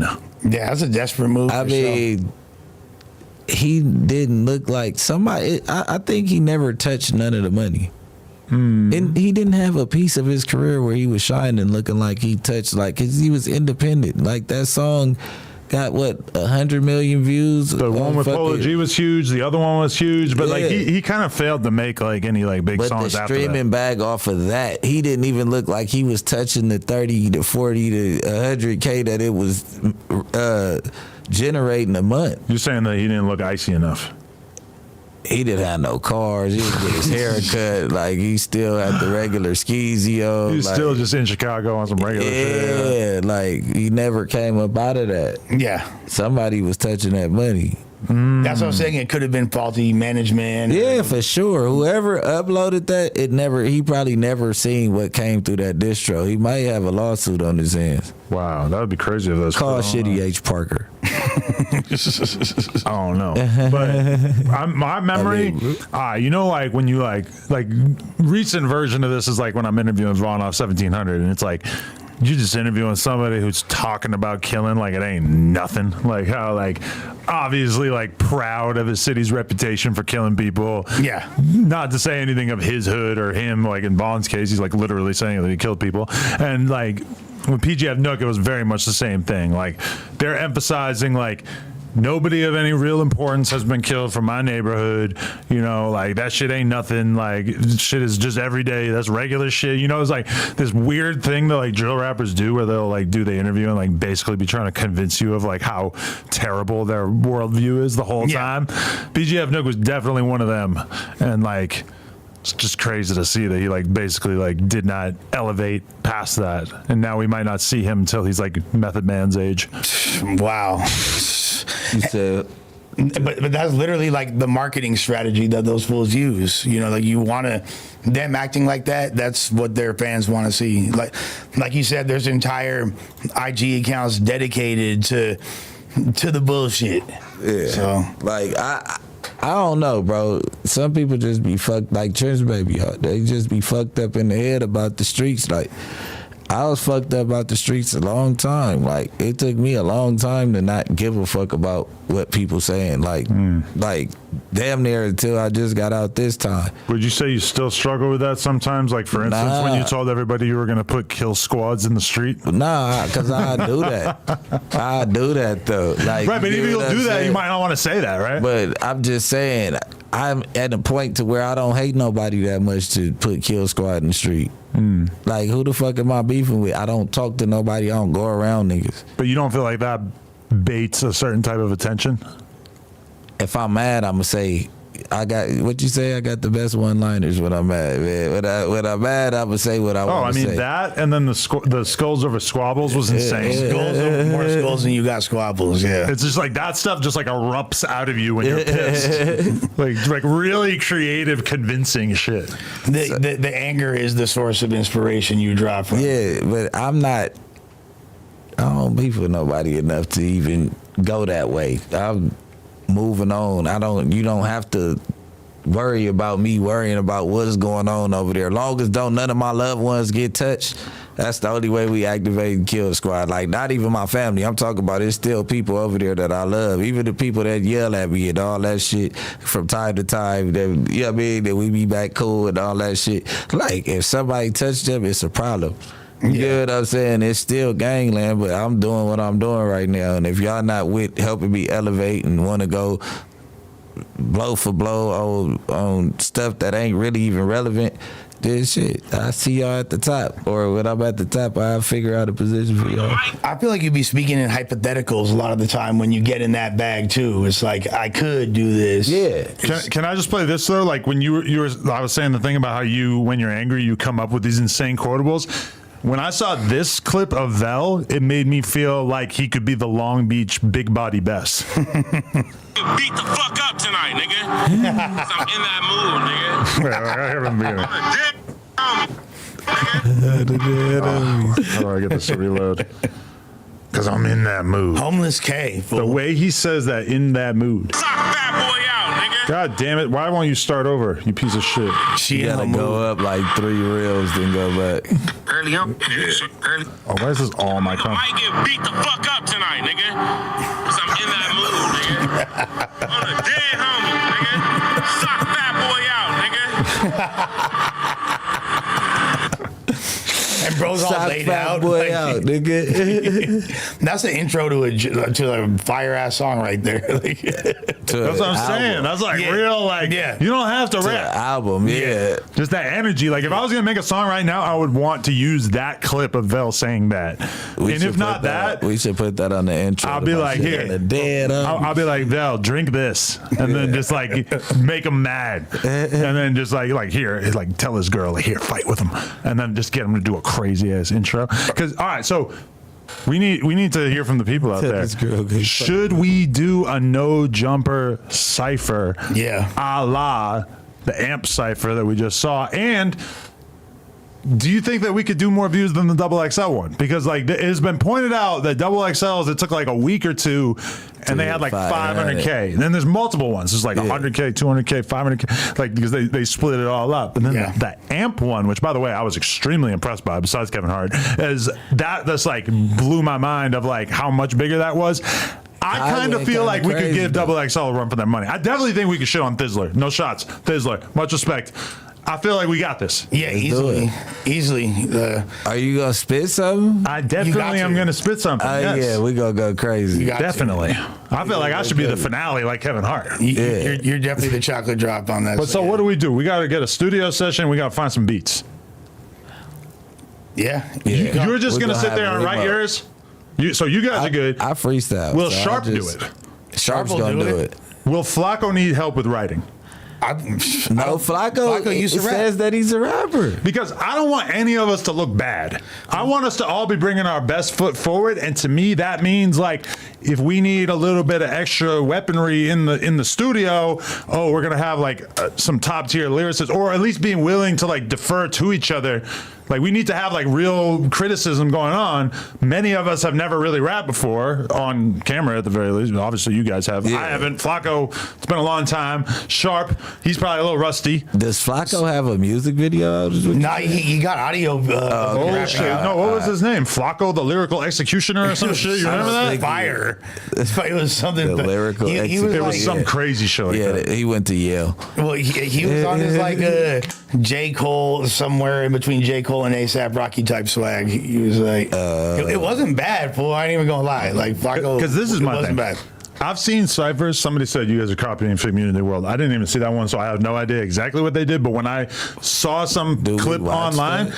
I saw AD, and then I feel like everybody else was kind of like Smack wasn't rapping, T-Rail wasn't rapping, Duno wasn't rapping, Pun wasn't rapping.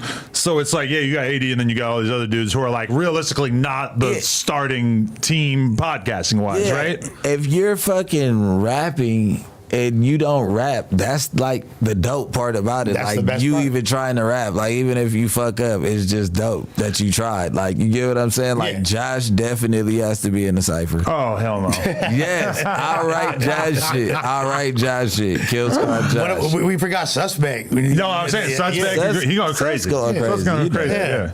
He gonna have some frosty puns and shit. He gonna be saying all kinds of crazy shit. But no, okay, if we're gonna do like a non-rapper cipher, which I don't put myself in the non-rapper category, but Snoopy badass and what? if we're gonna have Hurley and Josh and Donnie, I'm sorry, you guys need your own freestyle. I need Gus bars. I don't want this shit to be 25 minutes long. How long? Yeah, we split it up. I feel like a 10 piece. Like we just named off like 5-6 people. That's gonna give you 60 seconds. Give them a minute max. or two each. Nah. Boom, we good.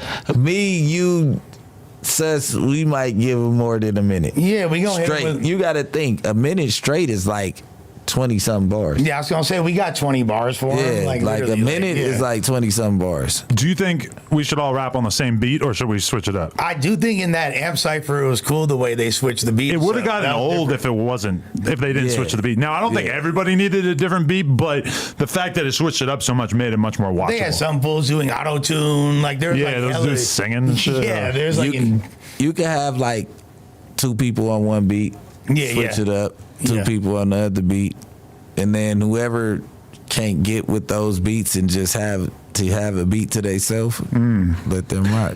Because I feel like you'll be the one that's What's up, Eddie? Oh my God! my Look, boy in the building. Comparator looking fat as fuck. What are you doing? No offense. His neck is a lot thicker. Shit, homie. Yeah, what's going Did on? you call me fat, fool? No, I'm calling you fat right now. You know. Yeah.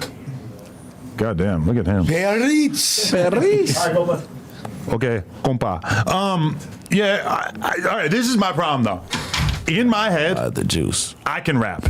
Like in my head, I believe that I can rap because I've never really like tried to rap. So it just seems like I feel like I could do it, and I've just chosen my whole life not to do it. When you said Ammo and Rambo, I was kind of like, all right, I can do that all day. 22 might have a little Wipe something. your mouth off. You're glazing. But for me, for me though, like the thing that's like terrifying is like getting a notes app going on my phone and just writing that first bar. Why is it terrifying? Because I don't know what the fuck I want to say about myself. A big 22. Yeah, see, how gay is You that? don't Like, want that. I can think of all kinds of shit I can say, Yeah. but none of it really sounds that cool. Yeah. And it's like, you know, I don't want to be like a 90s rapper. I don't want to like just come out like it's Big 22 on the microphone. You know, it's like that just sounds Yeah. queer to me. So I'm just like, you know, I feel like if one of you guys gave me the first bar and we could agree on that, Oh, you should do a 22 question. I think I could go freestyle. from there. You could even Oh, use 22 You questions. mad because she freestyle. asking me 22 questions? Yeah, oh. Like, it doesn't even have to be to 50 Cent. You could just do like 22 questions because the other side to that is you're a podcaster anyway. So you make like 22 hard ass questions that rhyme. And you can say some shit like Mad because I interviewed your like, ops little bitch. Mad because you. You ain't good on your own block, little bitch. Yeah. You could even be like say some shit like, For sure. you sub to the bitch's OnlyFans. Me and my bitch just trained her. You feel me? Like there's hella slick shit you could start a verse with. Oh man, I feel like we could really fuck the game up. Like this is worth an afternoon of our lives. I'm welcome this activity wholeheartedly. Oh, we know. We saw you rapping your ass off with FBG, but holy shit, nobody brings more energy. Like, yo, and fuck Butter, by the way, he violated. He said, bro, I thought you were homeless. What are you talking about? Lush got some nice clothes. What are you talking about? Homeless K. What you thought this was? Like, we murder the homeless. We with Vel BMX, bro. What are you talking about? I couldn't believe when he said that. Adam, you just had canned beef with a homeless man. Let's not do that. Who Cam? Who's Cam? You had canned beef. Oh, I didn't trash, bro. Yes, you did, bro. My boy was eating spam burgers on Skid Row. Yeah. Oh, dude, we should do a song that freaks the ball like an athlete, but got no jumper shit. Oh yeah, absolutely, bro. How about that? Oh my god, I totally forgot about this. I'm walking down the fucking pier on Manhattan Beach. There's like hella dudes fishing at the end of the pier, right? At my kid, I'm like pointing and showing my kid and explaining to her like those strings that are out there into the water, they're like catching fish.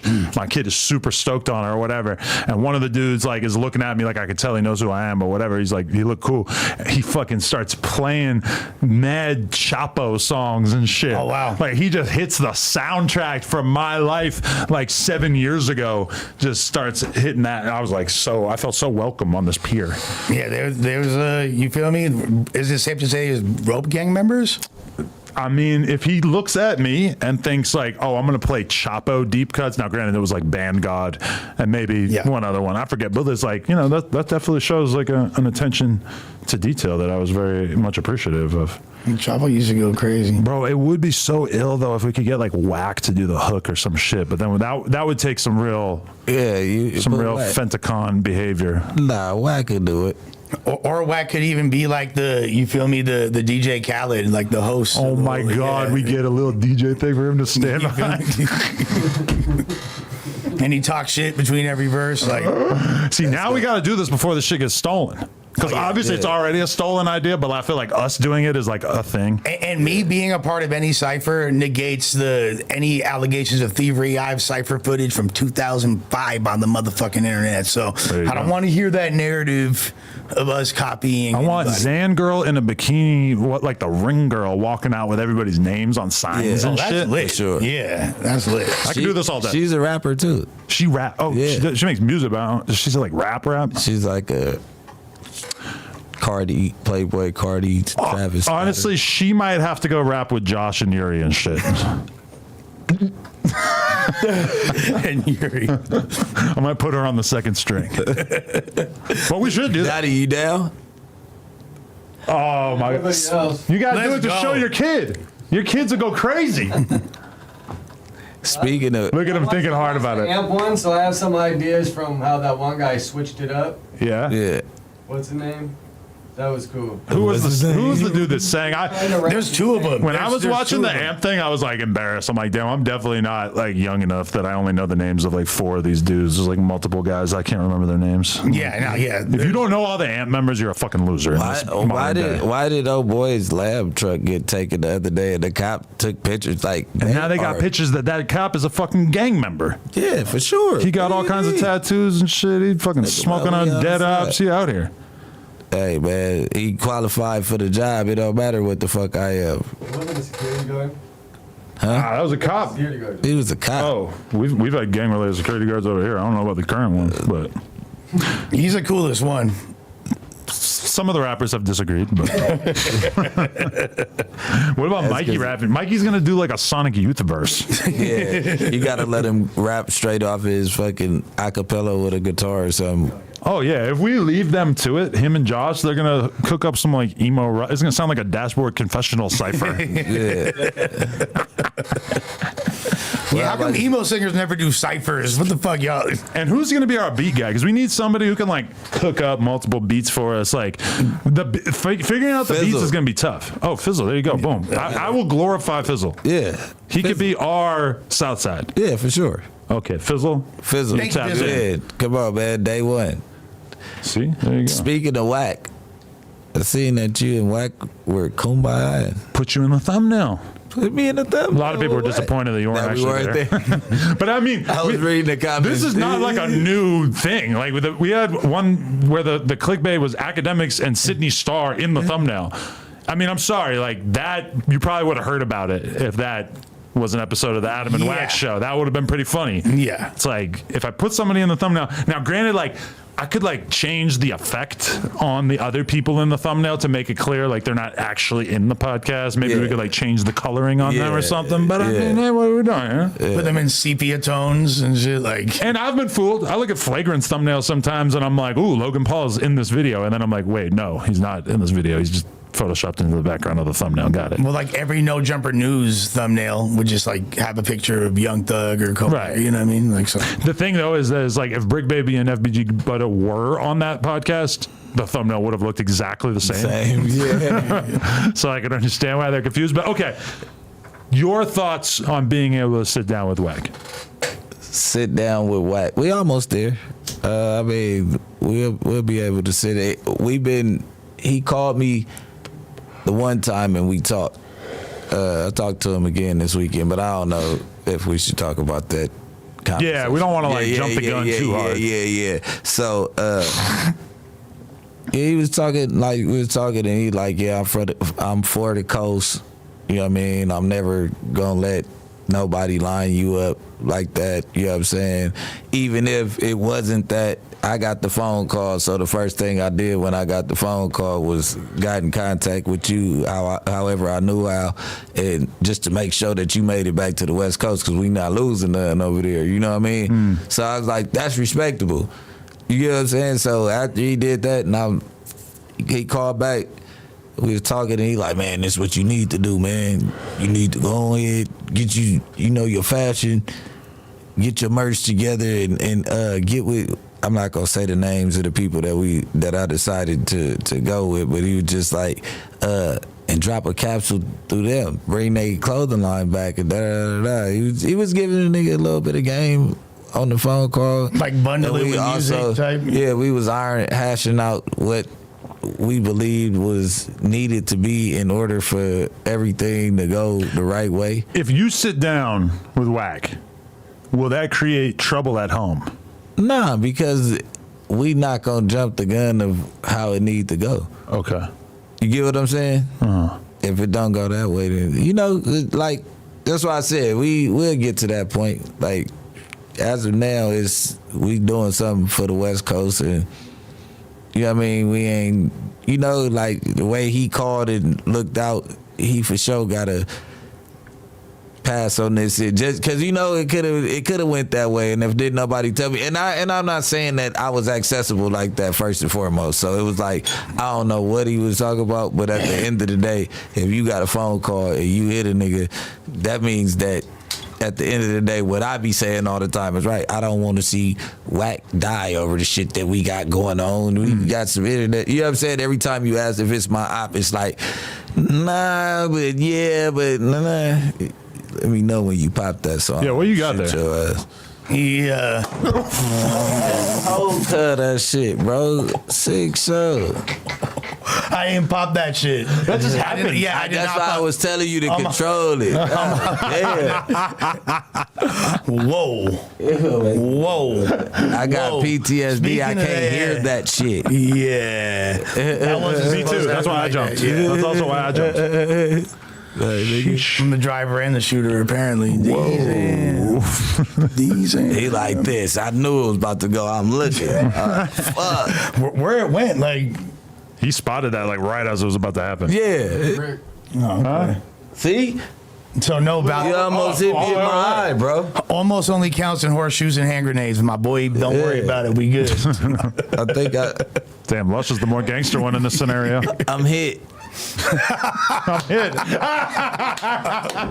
Yo, what's going on with that? When do I get served? I don't know.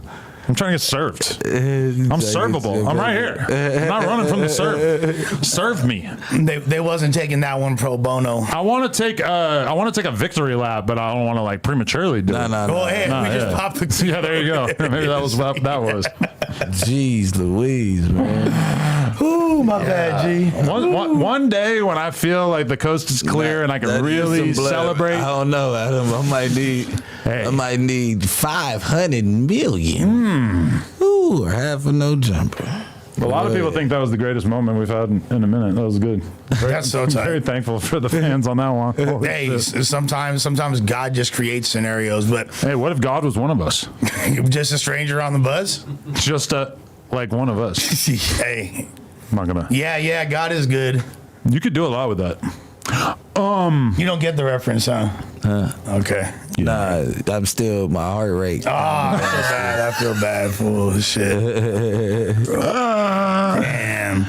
No cliquot around the Crips, man. I got all right, Lush. Nah, it's cool. I just gotta see you pop it. Cause if I don't see you pop, I got shot in my back twice. So when I hear sounds like that, I be like about to whip out and do shit to people. If I ever had a blick on me, like, you know what I mean? Yeah. With my security, I'm definitely about to rip it off the hip. Understandable. Yeah. Speaking of your security, what's going on with Barry Gordy? Good question. That's my brother, man. He'll be all right. He's somewhere around here getting his life together. He's about to drop Mr. Fantastic. He been in the studio going crazy. I talked to him this morning.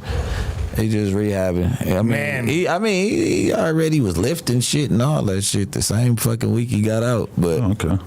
he getting his life together. Mentally, I've been on him, like, stop trying to run around and do everything. Just sit back, let your body heal up, and you can kind of navigate what you want to do, because I feel like he's all over the place with his ideas right now. Barry Gordy in the Cypher would be kind of hard, just saying. Oh, yeah. We TBH. definitely got to have YBG. Yeah. He be snapping. I don't know if you're He be familiar. snapping. I ain't gonna lie.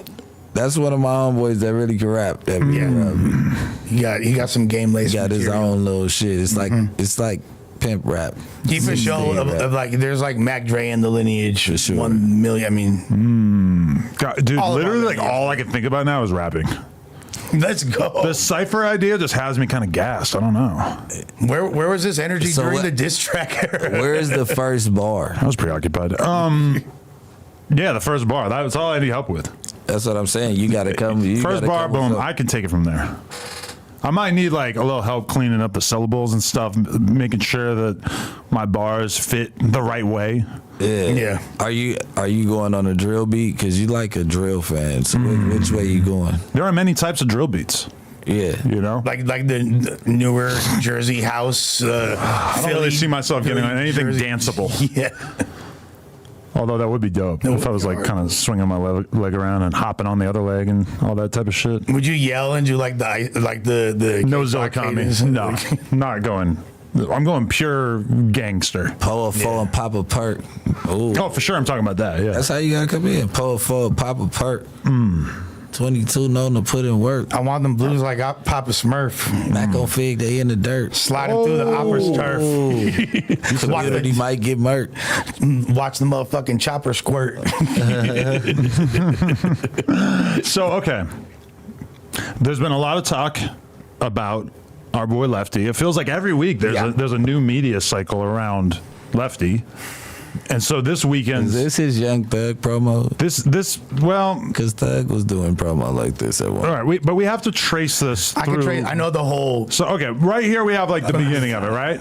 Lefty Gunplay calls out R&B singer Genesis 1 to a fade. Well, so okay, and prior to this, the initial thing was, so there's this rapper named Bricc Wolfpack. He's from, Not him. not to be confused with Bricc Baby. No. Please, Not bisexual. No, but okay, we'll debunk that by the end of this.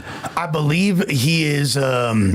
His brother is D Baby's manager. Right, and, they're all- yeah. and he is affiliated with PRE.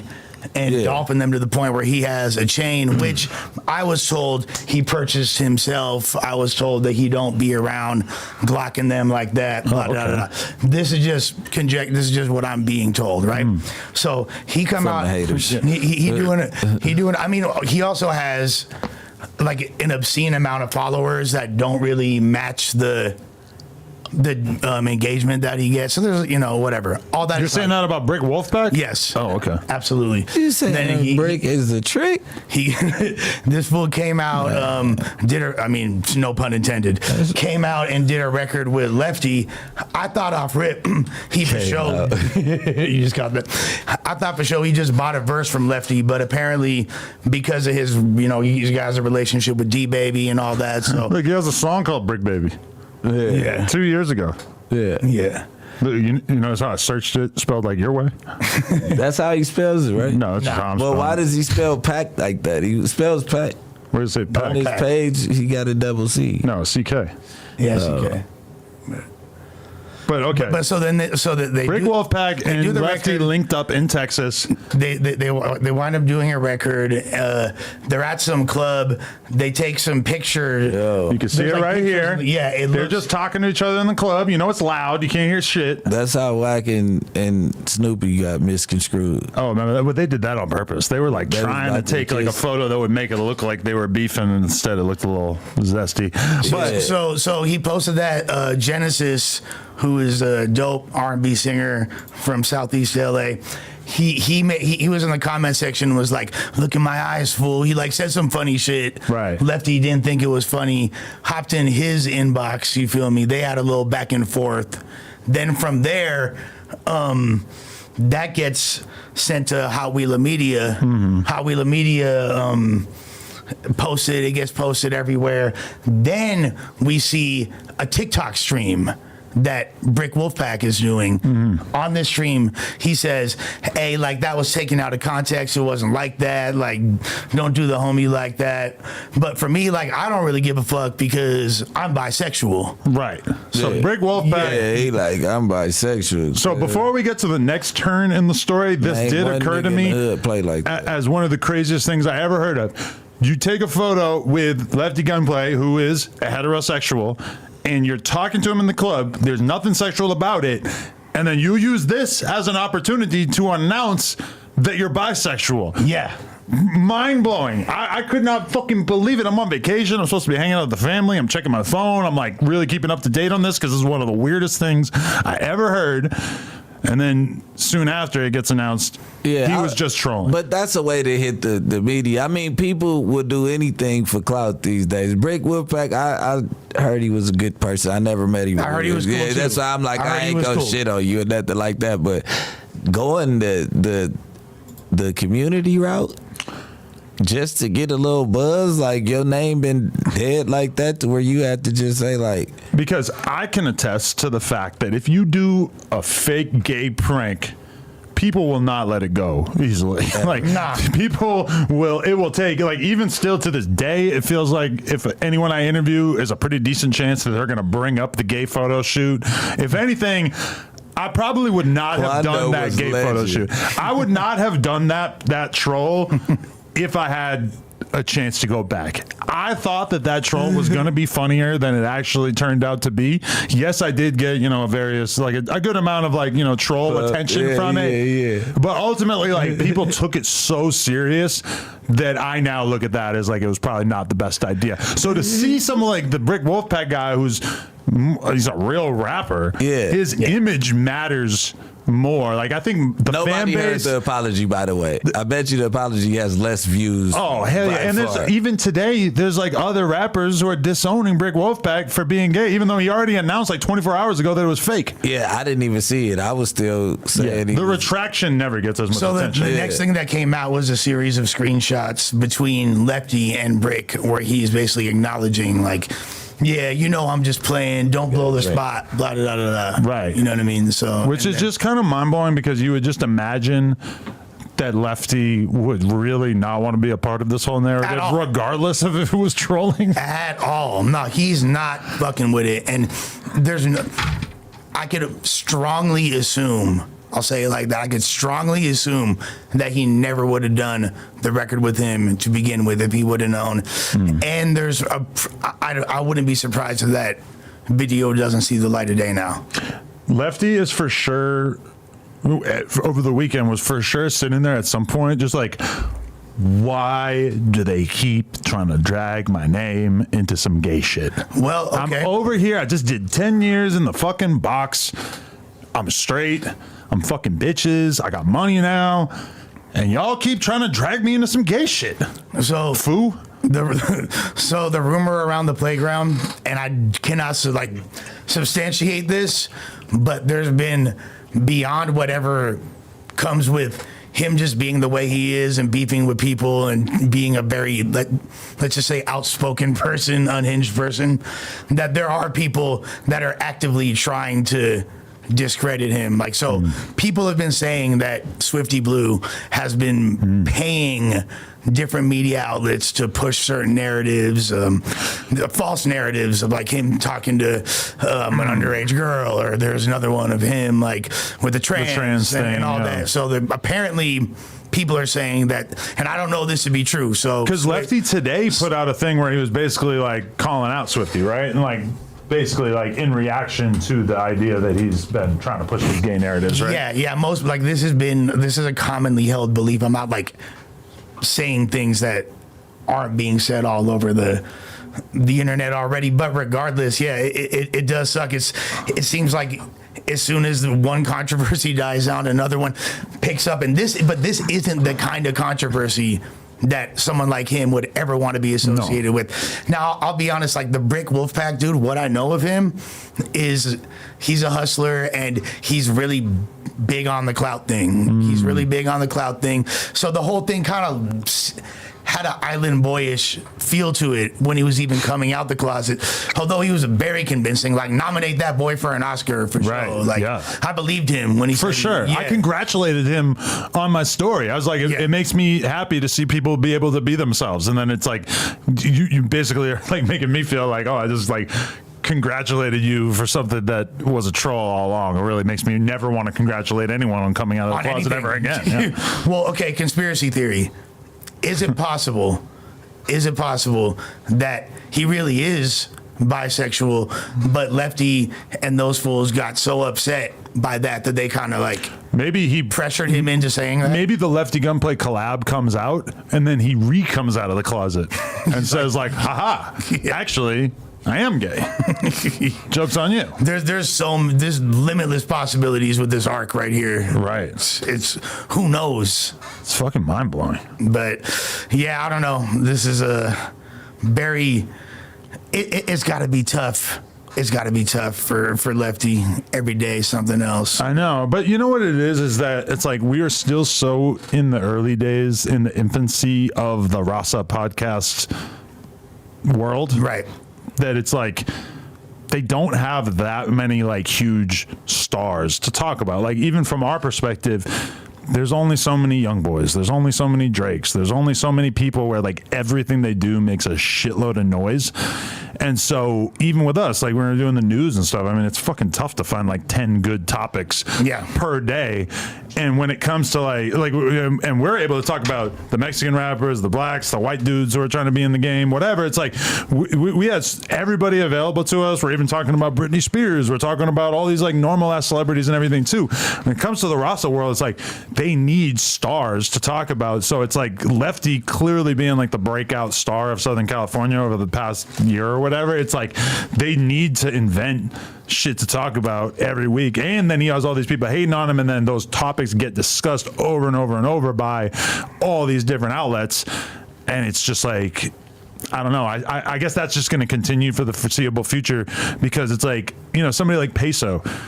Peso does like crazy numbers on his videos and stuff, but Peso is almost never wrapped up in some goofy ass shit that would make a good 20-minute podcast segment. So it's like he's a real ninja, right? But it's also like at a certain point, whatever you feed, whatever you put energy into, whatever you pour your passion into, that's what's gonna that's the rewards you're gonna reap. So Peso focuses on his music primarily. He speaks through his music, so that's why he sees success. And that's my number one piece of advice that I've been trying to like communicate with fucking with Lefty for this whole time is basically like he should speak through the music more and through the interviews less. So you do agree with me on that? Because I feel like you were calling me a hater for that early on. No, I never. That is no. That's how Mozzie and certain other rappers that stay out of the blogs, like with they beef and all that stuff, like you hear about they beef through their music. Right. Like, he gonna still talk about everybody who passed away.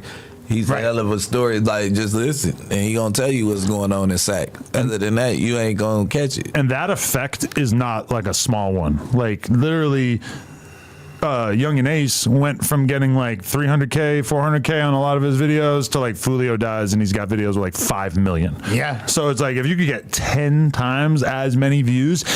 Not even because you're really like talking about your op dying that much, but just from like the fact that people assume that anything you drop is going to have some breadcrumbs relating to that. I mean, that is like it's like there's so many people that you can point to throughout rap history. Like Jay-Z stands out to me a lot as somebody who would, you know, give you little pieces of himself through his interviews and shit, but then you like really had to listen to the album if you wanted to know what he had going on in his life. Lefty needs more of that. Yeah. If I was Lefty, if I'm Lefty's manager, I'm going to say, we are going to take a 6-month podcast sabbatical. No podcast for 6 months. And let's see what that does to your average view count on your videos. Because I feel like they could double, triple, or quadruple. Yeah, he has a passion for pod. Yeah. But because again, Lefty is a gift to the Raza podcast sphere. He's just like giving it out too much. Yeah. He wants to help out all these dudes. Yeah, you know? he's definitely like a wealth of entertainment. But they have a lot more to gain from it than him. Well, yeah, at this point, 1,000%. And also him not focusing on his music to that degree and not taking it as serious. I swear this rap shit Changed my life. Yeah. But like that's what I'm saying. Like he has the ability. He just hasn't really, I feel like, dialed in fully and really put his best foot forward with the music. And that's all. And I've said from the beginning, like how hard was the whip and Nene line? Like in his head to him for make him want to say that shit. Like he like, oh, I'm gonna spit this shit one day. Like nigga, I pull up in the whip and make you Nene with yeah. Am I the only one who doesn't even remember what the whip Nene? Watch me whip, watch me Nene. Watch me Whose whip. song was it? They were like, it was like Silento? Silento. Yeah. I think he in jail right now. 2 billion views. I honestly like I almost don't remember this at all. it was like for kids basically. It's Yeah, like a I think kid's that's thing. why I 2 don't billion remember. views and you don't remember the song? I mean, like if I heard it right now, I'd probably be like, oh right, yeah, that song. Yeah, That was watch me whip. No, watch me Nene. No, watch me whip. It sounds familiar, but do I actually like remember anybody like interacting with the song? Not so Hell much. no. 9 years ago, I don't know. It's the same era. It's like, I just want that rolly on my wrist. You remember that? Yeah. Rolly with a dab. With a dab of ranch. I interviewed those kids, didn't I? What the fuck? Who was that? Didn't they like come out the closet or something? Did they? Yeah. No, it's Ao and Teo, right? He's the one that had. Is he the one that had the OnlyFans and doing the gay shit? Was Ao No, and Teo doing gay shit? Rolex, 1 billion views. Yes, they're still out and about. You still say, wait, let's see. how They're many- like dancer My fools. son listened to him. He was into that shit. Oh, yeah? And I remember when we interviewed him, he was doing OnlyFans shit. Oh, my God. Ao and Teo, 18K. Damn. That shit really returned to earth, didn't it? The rollies at the pawn shop. I mean, but wait. They dropping like a motherfucker. Or they just dancing. I think they Yeah, they be dancing other people's shit. Yeah. No, look how bad my memory is. I didn't even interview them. And I couldn't remember if I interviewed them. I think I was supposed to, and I think I researched for it, and then it never came out. Damn, that's crazy. The fact that I could not remember if I interviewed them says a lot about how many goddamn interviews I've done and how fried my brain is. Name? Ao and Teo. I'm gonna look on the server. I mean, if we search Ao, Teo, No John Brennan, it doesn't come up. There's no way. That's crazy. I seen a dude Right. from A-Trey saying that he wanted to end the beef with the 60s. You saw that? Nah. It was a Explain. viral clip. It was a dude that was in St. Andrews Park, that state park, and he was just like, man, I'm doing what I'm doing. Watch, we've been beefing with them for 43 years over nothing, man. Like I'm gonna try my hardest to make sure that we end the beef with each other, man. They've been murdered, bloodshed over nothing. It was like a viral clip through the hood type shit. That's like damn near like I respected the fuck out of that. That's dope as maybe the biggest beef in LA history. Like literally, like that would be insane. Look what we also don't remember. A long time. The dude from the Whip and Nene killed his cousin, indicted for murder. I was saying he in jail. Yeah. I told you that. So basically, Lefty was referencing a killer with that bar. There's meta. He's like Lefty's got levels. Like you're not seeing his brilliance. But we're just seeing 2021 indicted for murder. We don't have any updates on it. That nigga's still right there. I mean, yeah. He on his bunk. You think? Yeah. Oh yeah. I know. That's crazy. Look at his last Instagram. He remains in police custody. Yeah. Wow.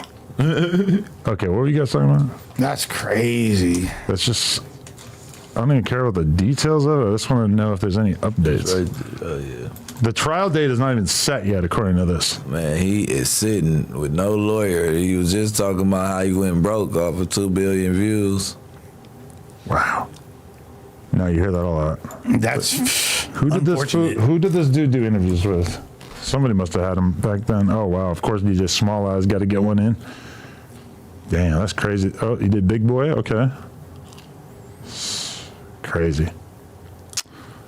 Well, shout out to him. This is sad. That's Flacco later on. I do want to bring it up because I don't think like No Jumper would probably have acknowledged this otherwise. But R.I.P. to the legend himself, Chino XL. Yeah. Chino XL, one of the greatest lyricists in hip hop history. One of the greatest Latino MCs came out, in the mid '90s. I remember seeing him on The Box. Remember that TV station, The Box? I never seen it, but I always hear people talk about it. That like put me up on more music than anything else. The Box was that shit. The Box was that shit. And Some of us were not lucky enough to have grown up in areas with access to BET. yeah. Was it BET? No, it was literally its own. Just network. Oh, yeah. We did not have that All shit in day. Nashua. I hate to break it to you. It was All day. It was basically like a local cable network, and they would have a 900 number, and anyone like in LA, you could call that number, and it'll charge you $3, and you could put in the request for whatever video, and like then your mom gets hella mad because you ordered cocktails by too short. But they weren't guaranteed to play it, right? And they would in order for sure, but it's like prioritized by the order they're received. But so if I send $3 for some random ass video, They had to be the shit they had already. Okay. They had to have the video. And there'd be a code. It'd be like a 4-digit code associated with the video. Okay. So you The call video. in, Yeah. put that in. So I remember seeing Chino XL and the song No Complex, and I was like, this fool fire. And I always thought like what was dope about Chi is that he could have been a way bigger mainstream artist because he had a super marketable look and all that, but he was like the antithesis of that. And he also was like doing a lot of the Eminem things before Eminem was, as far as really just the shock value punchlines and and the polysyllabic rhyme schemes and all that. And then he became legendary for his Wake Up Show ciphers. Most of y'all know him that aren't up on his career as the dude that Tupac said, Chino XL, fuck you too. right? Okay. So- yeah, I and, remember that. I definitely knew about that before I knew anything else about him. Right, and here's the thing, right? So I know what Chino XL is. yeah, like I mean, vaguely. the crazy Rest in part. peace. That's a good tribute. Well, Because I'm from. Yeah, we're all from a different era. Yeah. different era is, but regardless, like this fool, he like if you think about it, Pac dissed Nas, Jay-Z, Mobb Deep, Biggie, Lil Kim. So he's mentioning I him. thought it was Chico DeBarge, though. No. What was Chino XL's offense that had Pac dissing him? So Chino XL, like I said, is a shock value punchline guy. So he Okay. had a bar where he essentially, I'm paraphrasing, said like, "You get fucked in jail like Tupac. You get fucked like Tupac in jail." Shit, I almost choked. So like, and he had a lot of edgy punchlines like that, and Pac wasn't feeling it apparently. So Makes I sense. mean, yeah. I mean, if Pac was feeling it, it'd be. yeah, like, oh, that was sick when you So said that, dude. Did he? Like, Listen. Never mind, we're not doing that with Pac. You're about to desecrate Pac's legacy? No. You're about to raise the question of did he get raped in prison?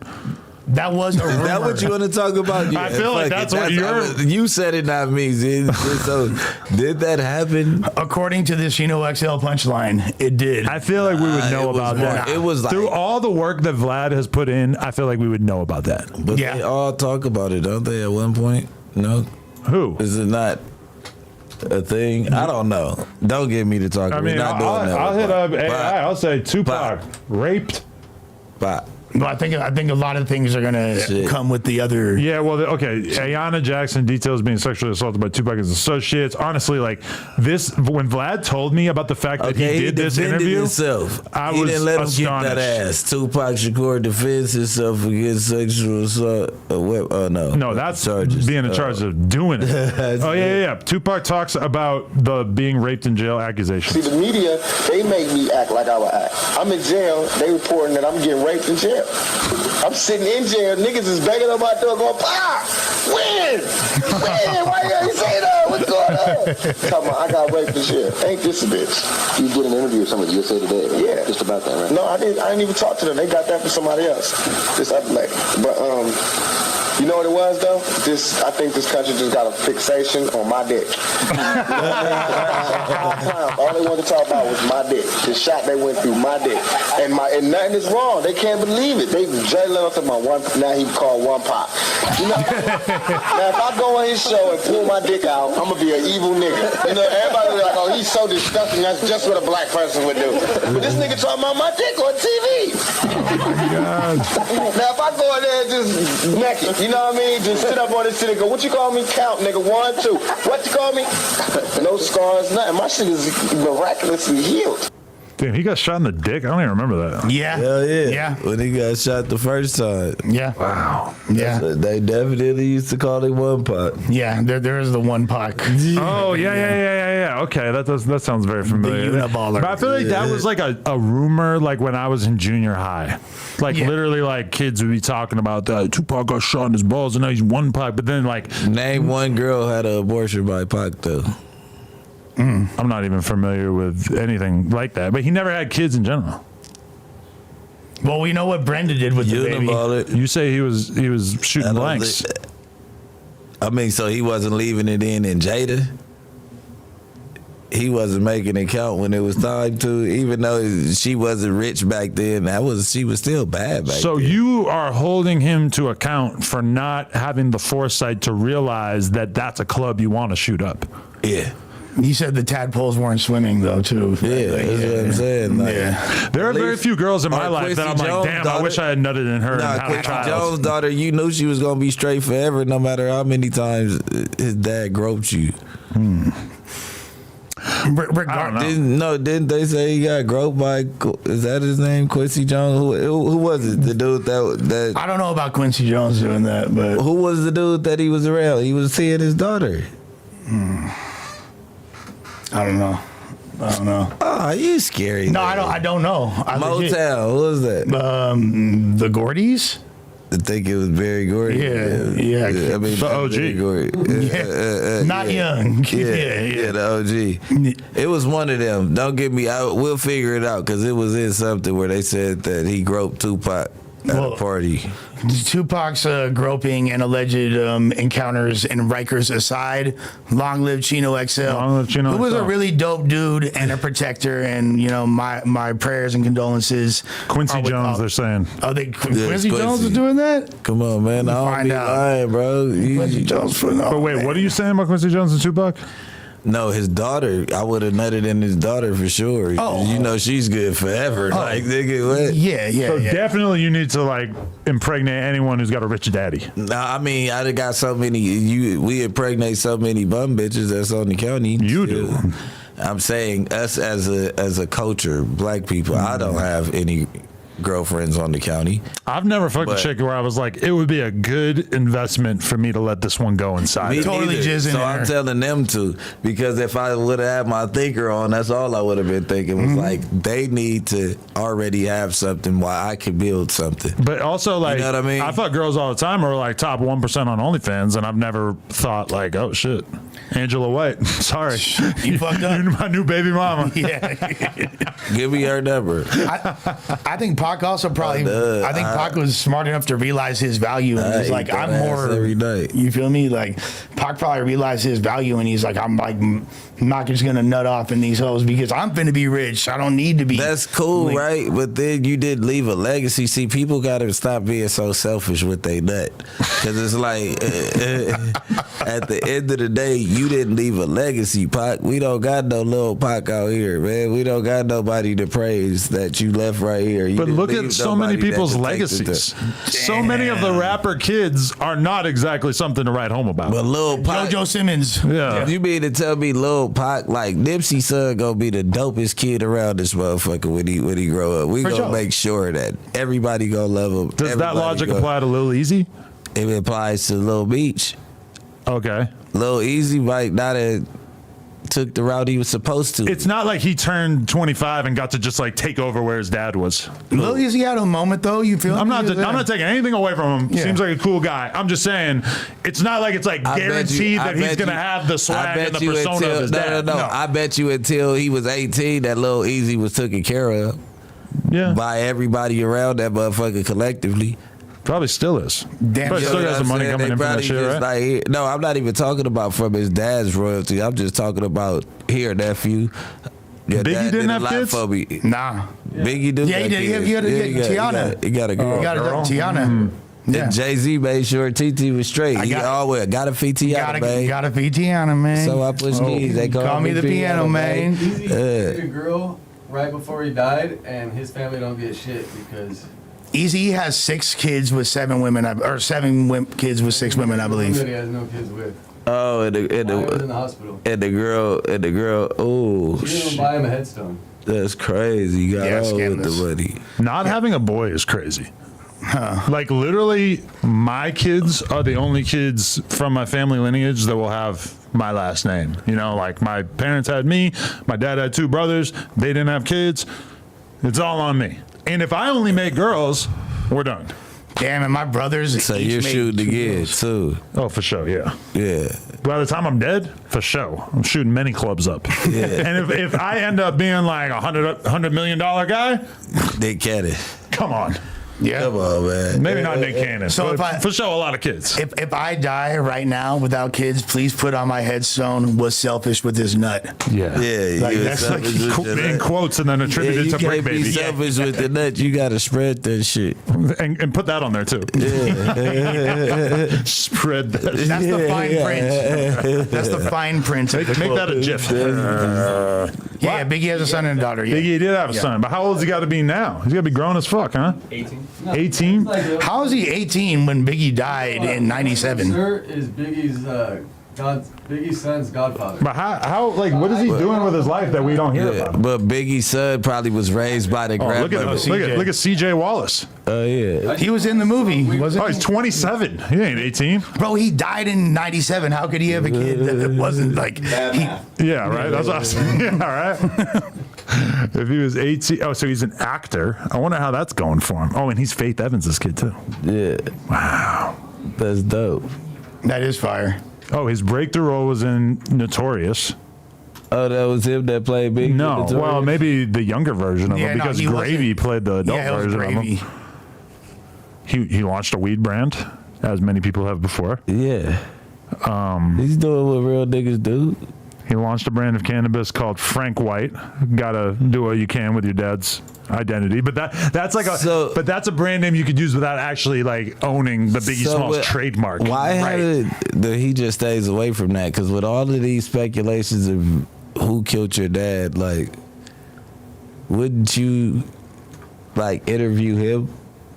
I mean, yeah, it'd be interesting. If he hasn't done interviews, it would seem like he's not gonna do it. I feel like he's okay. Well, yeah, 2 years ago, but it's like nobody cares. Like he did Sway 2 years ago, 35K.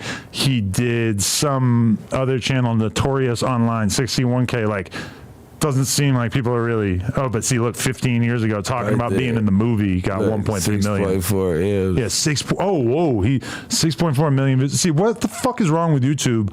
They serve up shit that did no views, but it's more recent over shit that did a shitload of views, but it's like 7 years older than that. That's interesting. And that's him rapping. Yeah, okay. Ken Big Son Spit hangs with white kids and has a new group. Hangs with white kids. I kind of like almost assumed that at some point here that he just. Well, yeah, because that's Seems the like- What the fuck else am I gonna hang with? I'm filthy rich. What the fuck? I went to But school is he? with white kids. Like we don't really know if he's filthy rich, right? I mean, he gotta be in there. I feel like there's a different. Biggie's mom is like, she don't seem like the type of person that'll let Faith or No, she's not dumb. She's gonna make sure the kids have some. Yeah, Absolutely. She was wholesome. Yeah, absolutely. Pure, to what I know. How much do you think he was making compared to what Puff was making off the same catalog? The Puff is making 95% of it. The vast majority. The 5% is probably still decent. 85. Yeah. Not to mention the fact that a lot of those had prominent samples, and those songwriters get a huge chunk of the back end. So Right. what they would need to do is allocate more for the producer. So yeah, Big probably had a very small split. Pretty crazy. Okay, we have maybe 2 more topics that I have listed off here before we can jump into the music listening part of the stream. How we feel about Bricc the Joint getting allegedly sucker punched? Yeah. Maybe people will see this. Maybe we keep it really small to be a good thing.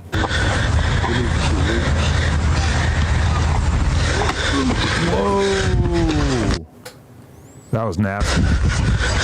So basically, somebody walks up to Bricc the Joint, who we recently interviewed. One of when we talk about Told you that's why I'll take pictures. up and coming superstars out of the Rasa, this kid is 18.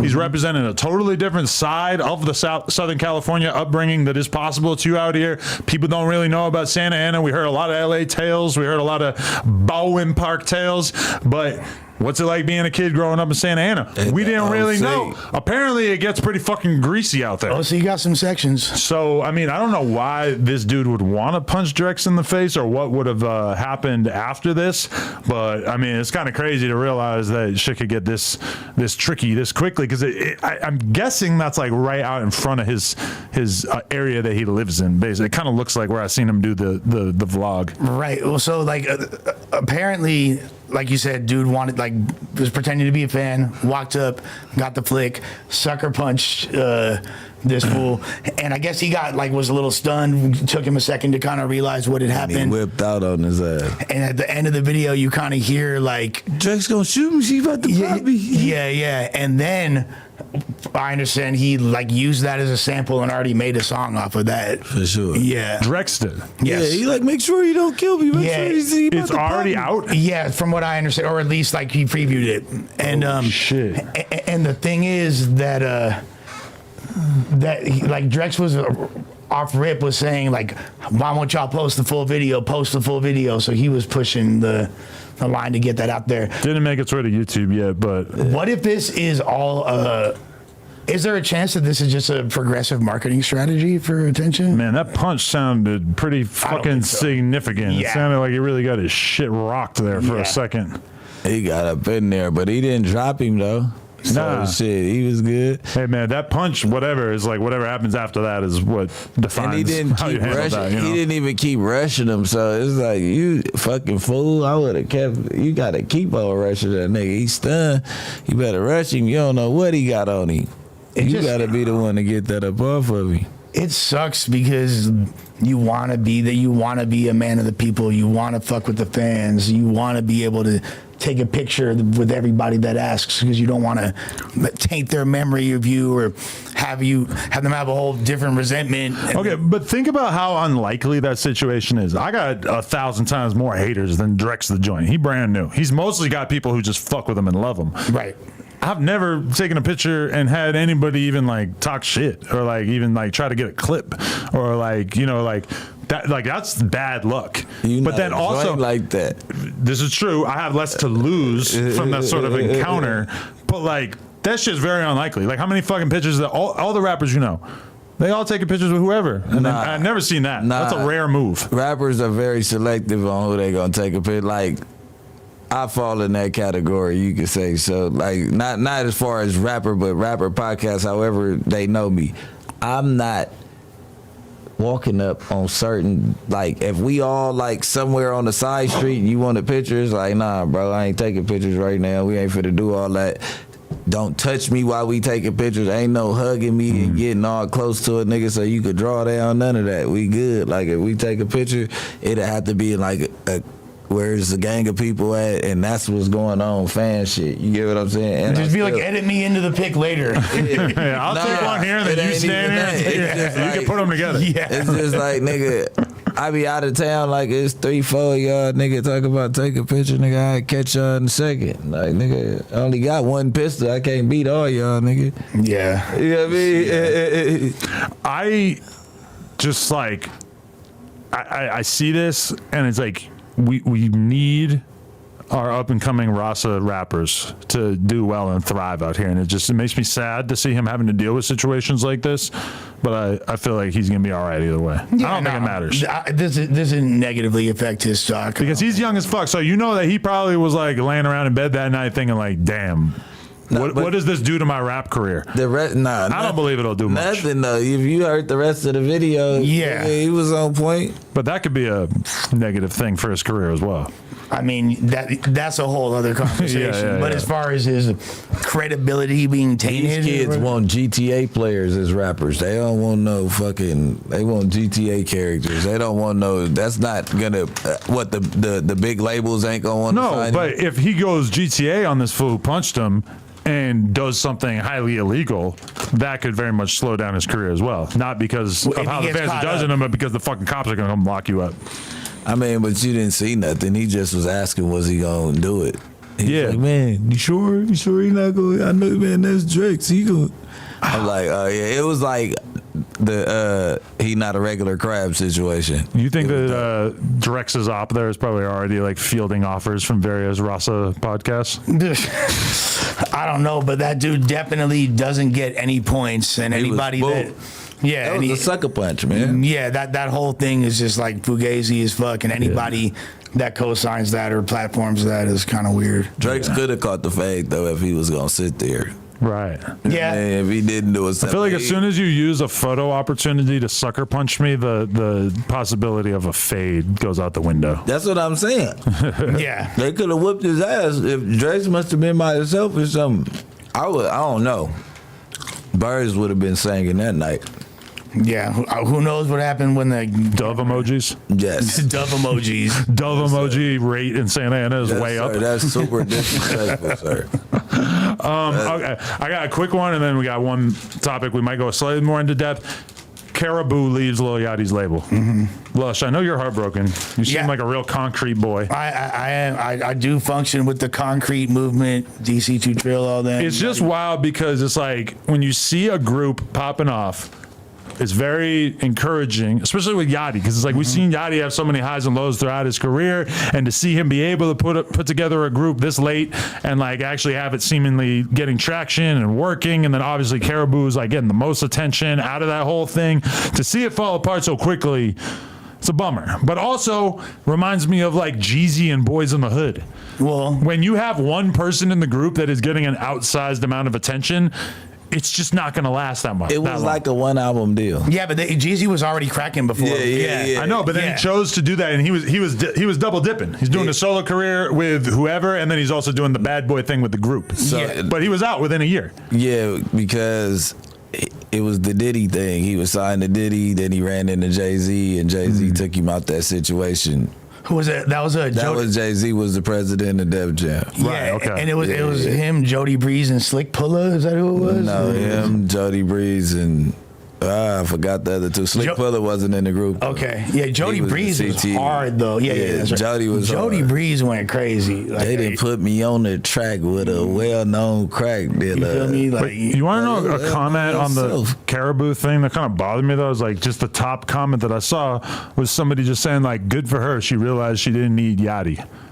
You know what I mean? Okay, but like, why the fuck are we talking about? We talking about it because of Yachty. Well, like the whole aesthetic and everything is clearly curated by him. With the oversized early 2000s brands and all that, and just the whole way they're coming and the type of production they're using and vocal styling. He influenced that whole thing. Yeah, I mean, but at the end of the day, if you keep going back and forth, all right, listen, okay, I understand this is Concrete Boys. I understand you're Lil Yachty, but you got to understand that Caribou is not on the same level as everybody else. So you have to start rolling out her shit the same way that you're trying to promote these Concrete tours and all this shit. You have to start taking your time out for her to be a solo artist, and she might not be getting that type of effect from it. And he keep holding them back. Like, yeah, she going on tour. She's splitting the money that they're getting for the shows. You know, Yachty's not splitting. Whatever Yachty's getting, she probably getting a tiny percentage in comparison, and she's splitting it with 3 other dudes that she looks at like, I'm hotter than all y'all. What the fuck am I doing that for? And then she got obviously opportunities that are outside of this that she's saying no to. She probably getting offers. Oh, come 15, 20,000. Come open for Billie Eilish. Come fucking open for Taylor Swift. Who knows? She getting all kinds of crazy shit. Probably because she just went on tour with who? Well, like it was like a big name. Like her homegirl, Gorilla or somebody. Her homegirl Anicia fuck with Lotto super tough and has joints with Lotto. It might have been Lotto. Yeah, like somebody that just was on tour, just went on tour with Caribou as like the opener, but like she just was on tour with some hot shit, and I'm pretty sure that she's not going. That's where I think the problem is, because they was on live fighting before and all that shit. I just feel like she not touching the money, and you can kind of see it. Like if she was having the money she was supposed to have off of this shit, you know what I mean? Like I don't know. With this, well, look, I'll she say might this, just be a dope hit. And I fuck with Lil Boat so heavily in all of his creative endeavors, but the only reason I give a fuck about Concrete Boys is because of Caribou, like straight up. That's why I like that shit. Like, me too. And like the other dudes are cool. I discovered a couple cool people from there, but like I actually slapped her shit, and there's there's Concrete Boys ciphers, Caribou verse only versions all over YouTube. Like they'll take her verse from songs, and so like it's really that's what people want. And even at the show when they first realized like, oh shit, Caribou's not here, and then you seen that they had unfollowed and the Concrete Boys page had unfollowed her and all that. It was. All the fans were like, where the fuck is Kara at? 'Cause that's who we want to see, you know what I mean? And she's coming into her own. I fuck with Shorty. Who was the girl in the sailing team? What was her name? That's a throwback. Her name. I just light skinned girl. I remember Burberry Perry was the producer. Yeah, Perry, that's my boy. Yeah. I interviewed Perry. Sailing team, Yachty. Yeah, what the fuck was her name? Cody Shane. Okay. Yeah. Bro, that's like, I feel like that's a similar thing where she was like the standout from the sailing team, and she departed before like it was obvious. I feel like the sailing team had no standouts. I feel like the sailing team just like was disrupted, but I feel like she was the clear breakout star of the group. Yeah. And then she kind of like, I don't know if it fizzled out at a certain point, kind of feels like it, but like it's crazy how that same exact thing. What is the lesson? Don't try to make a girl a part of your group. Yeah. Well, I mean, you might just have to kind of look at it like that's some decent advice. And you know how it started too? She was his assistant. And then, like, people just thought she had hella swag. Bro, that's insane. Yeah. Girl rap 5 years ago is definitely not the girl rap right now. And that was about 8 years ago. Like, if you not throwing ass and sucking dick and paying for your food with an EBT card in the verse, like... I think that's nobody wants to hear. That's like why we're kind of like intrigued by the Caribou thing, because she would have been like her becoming successful. She's like and Bricc, baby. It's not like it's over, but it's like she's a very different version of what it is to be a woman versus like everything else that's popping girl rap wise at this point. Which, by the way, I had to correct Vlad today because I was watching a clip of him and Tariq Nasheed, and they're talking about why white supremacists like Sexy Red, which I have seen a little bit of that. Well, actually, I feel like on Twitter I see the white supremacists like specifically mad about Sexy Red, even though she might be like helping them accomplish their goals. How many white supremacists do you follow? On Twitter, you don't have to follow them. It'll pop up in your feed all the fucking time. It's crazy. But either way, like Vlad was saying to Tariq Nasheed that white women don't listen to rap or don't listen to Sexy Red.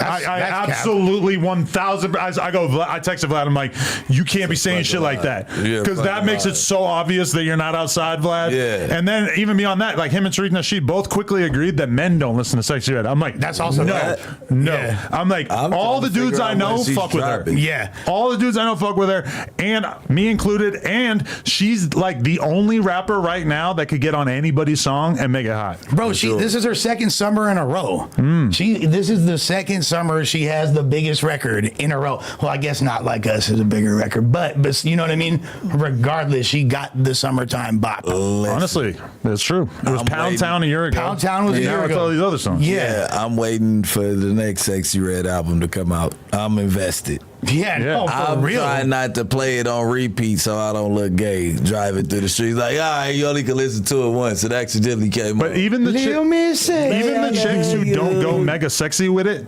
like Glorilla wasn't really like super sexualized at first. Now she got the titties, she got the ass, she doing everything. But she was though. She still was talking about fucking on somebody else, nigga. And all that. But she realized that she gotta sexy it up if she wants to get to the next level. For sure. Yeah. She can't just walk around rapping like this, like And especially if you got that voice, you better look hot. Yeah, you gotta look hot at this point. Like, just put some little titties and ass on. You'll be all right. And I think that's why Kara's just really refreshing because she's kind of a disruption of there's no archetype.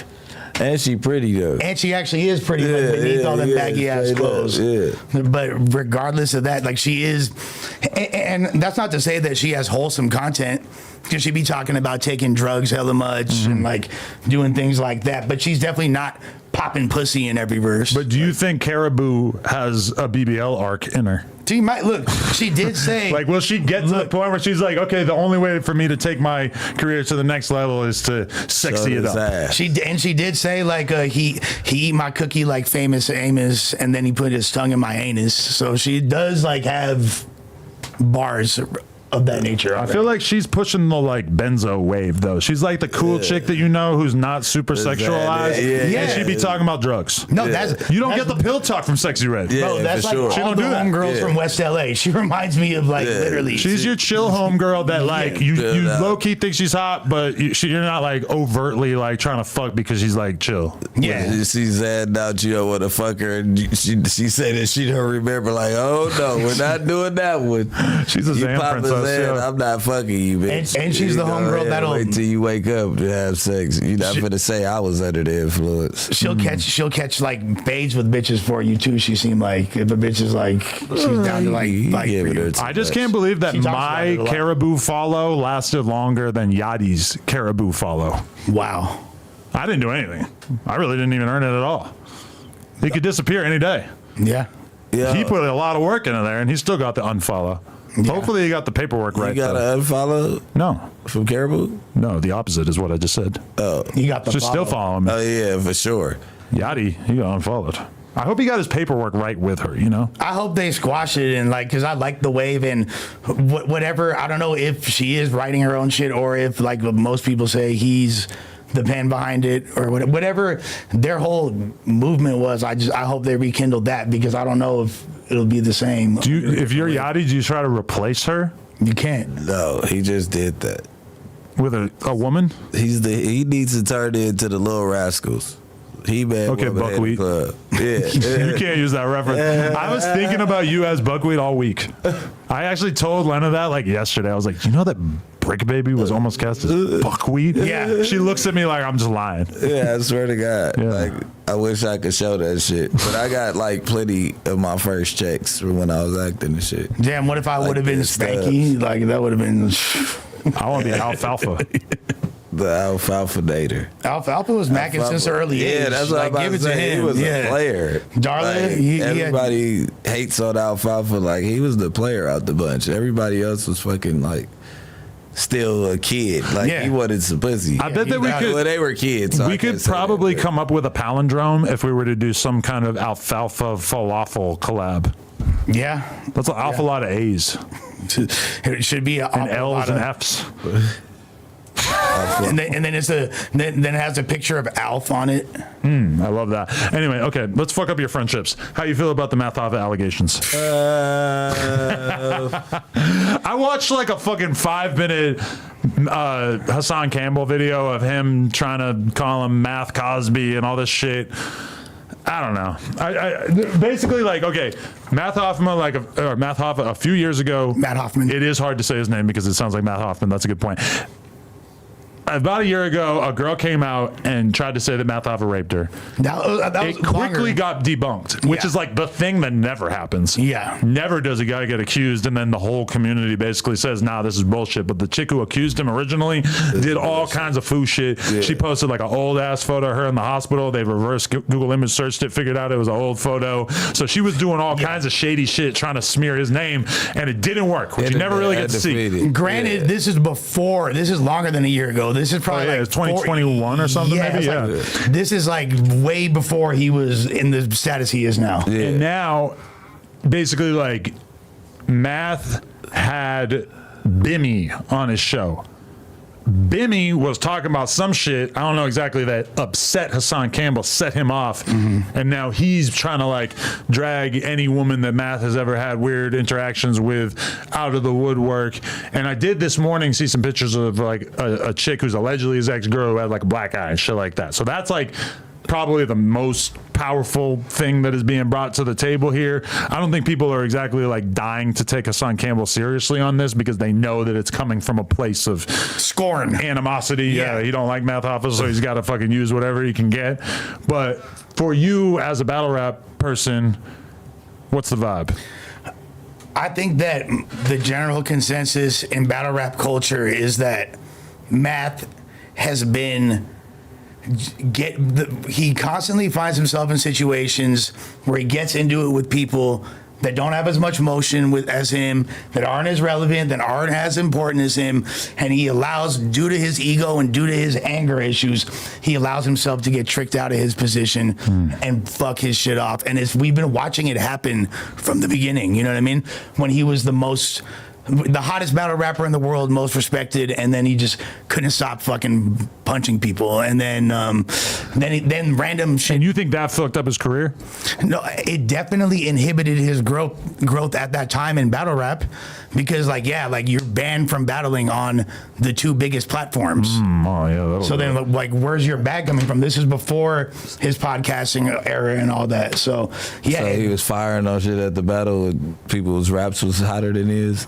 Not even just like if someone pissed him off, like it would be like he would fire on you type shit. That's crazy. And there were two incidents. One of them was super early in battle rap, so it probably the rules weren't as defined. It was more the Wild West still. But didn't Disaster punch him first? No, that was the third. So he had already stole on two people, Jay Dose and Sirius Jones, prior to the Disaster. Yeah, but which was like a lot of people were kind of like, oh, this is like your karma. Like, and he definitely changed a lot after that and started moving different and continued to have sex in battle rap and then have sex in battle rap. Have success. Okay, that sounded like you said have sex. Excuse me. Yeah. Have success in battle rap and then pivoted to the podcasting thing. And ultimately, it sucks to see him doing anything besides just thriving and winning and leaving everybody in a trail of dust, as he should, because I was like, Math graduated,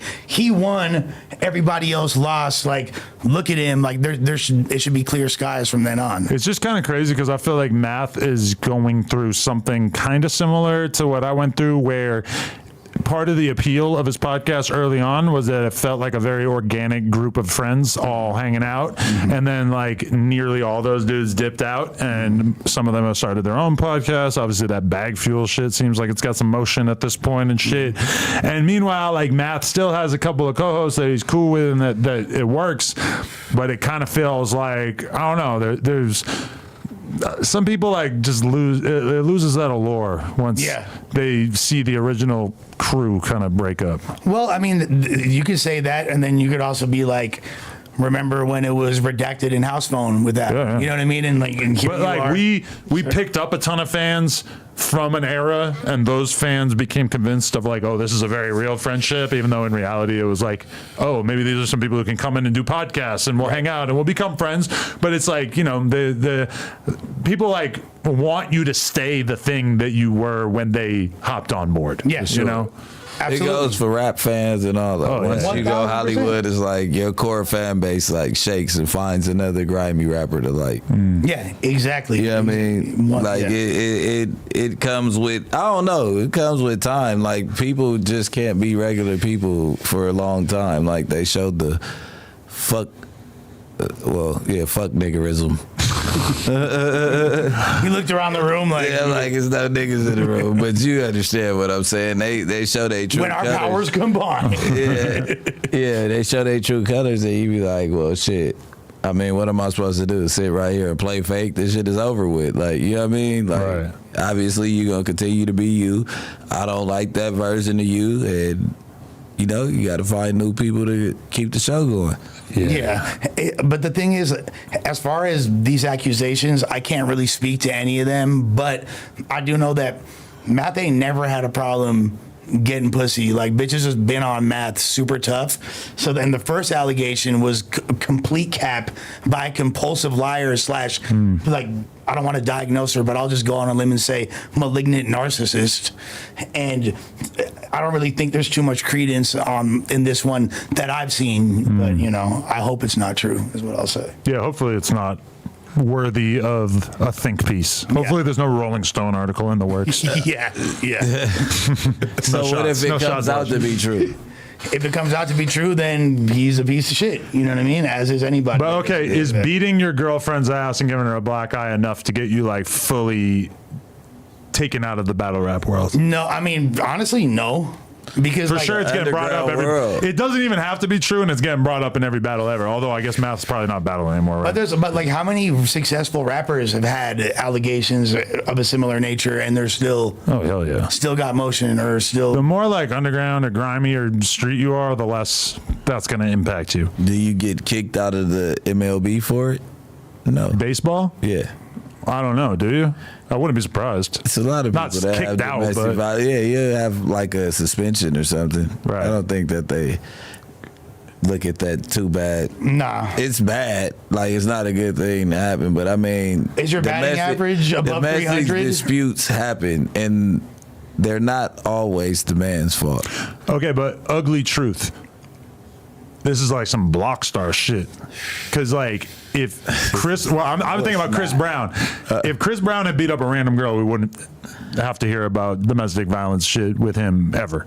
Absolutely Yeah, not. for sure. If you beat up a famous girl, the repercussions are way different than if you beat up a fucking They random got girl. pictures of him choking Karuchi and shit, like during Right. their relationship. But she wasn't signed to Jay-Z. But but like all the allegations of Chris Brown being on some crazy shit after Rihanna never hit anywhere near as hard. Ever. She was America's sweetheart, the world's sweetheart at that point. Yeah, that's why I'm like, it was the wrong cup of tea to be dealing with. I mean, you never know what the argument was in the car. You never know what happened, but you wasn't supposed to go that way, especially not on the way to some fucking awards or somewhere where you guys couldn't dip off. Like, I'm not saying it's a certain way and a certain time to do it, but like, you're fucking yourself. Like, she's supposed to be on stage right now, and she's not because she got her ass whooped. Like, Well, is there credence to the herpes rumor? Wasn't that the thing? Like, bitch, you got herpes? And like, he started firing on her. I never heard that. But of course, it's some shit like that. my advice to Math Hava, though, if you did beat her up, give her some money, get her to sign the NDA, you'll be all right. I never had to do that, but probably save you some problems. Yeah, that's probably will limit the liability. There's nothing to stop Hassan from talking about you, but Yeah. Hassan, why does his voice even matter? Like, why does his rant? Every time I see him, he's like on some junkie shit. Does he ever have a time where he's spitting real shit?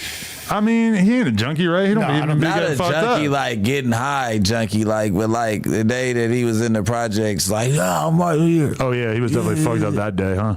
Yeah. I mean, he'd just be drinking, right? I would assume. I don't actually know. He don't strike me as a super high like drug. Cause he guy. just be talking shit. I don't know who he is, but I'm like, where does he come from? Well, was it the African Bambaataa thing? Was the like? Well, that's his origin story. Yeah, that's like where he. But that's one thing I hate is that, like, why does hip hop sink lower than like every other part of society? Like, hip hop's the only niche that I can think about in which somebody was molested as a small child by a grown man, and it's considered perfectly acceptable to just make fun of them publicly over and over and over. Like that to me is something that hip hop has to like grow out of. Yeah, exactly. Like Jonathan Davis from Korn making a song about getting raped by his neighbor. Right, Like, and he's probably had tons of beefs over the years, and never, at least it never stood out to me that anybody used that against him. yeah, that's like an unfortunate situation for a child. So like, you get what I'm saying? That's what I'm thinking. But then like, I'm just like, if I'm rapping, I am using that as yeah. Like, for sure, yeah, for sure. You're not getting away. If I really hated him, it would probably be fodder. For sure. But okay, we could all agree that a little kid getting raped by a grown man is like the saddest shit ever. Shut your fucking face, Uncle Fucker. But then one day they're 38. And all of a sudden it's like, haha, you got molested. Like that shit is just, it doesn't make any kind of logical sense.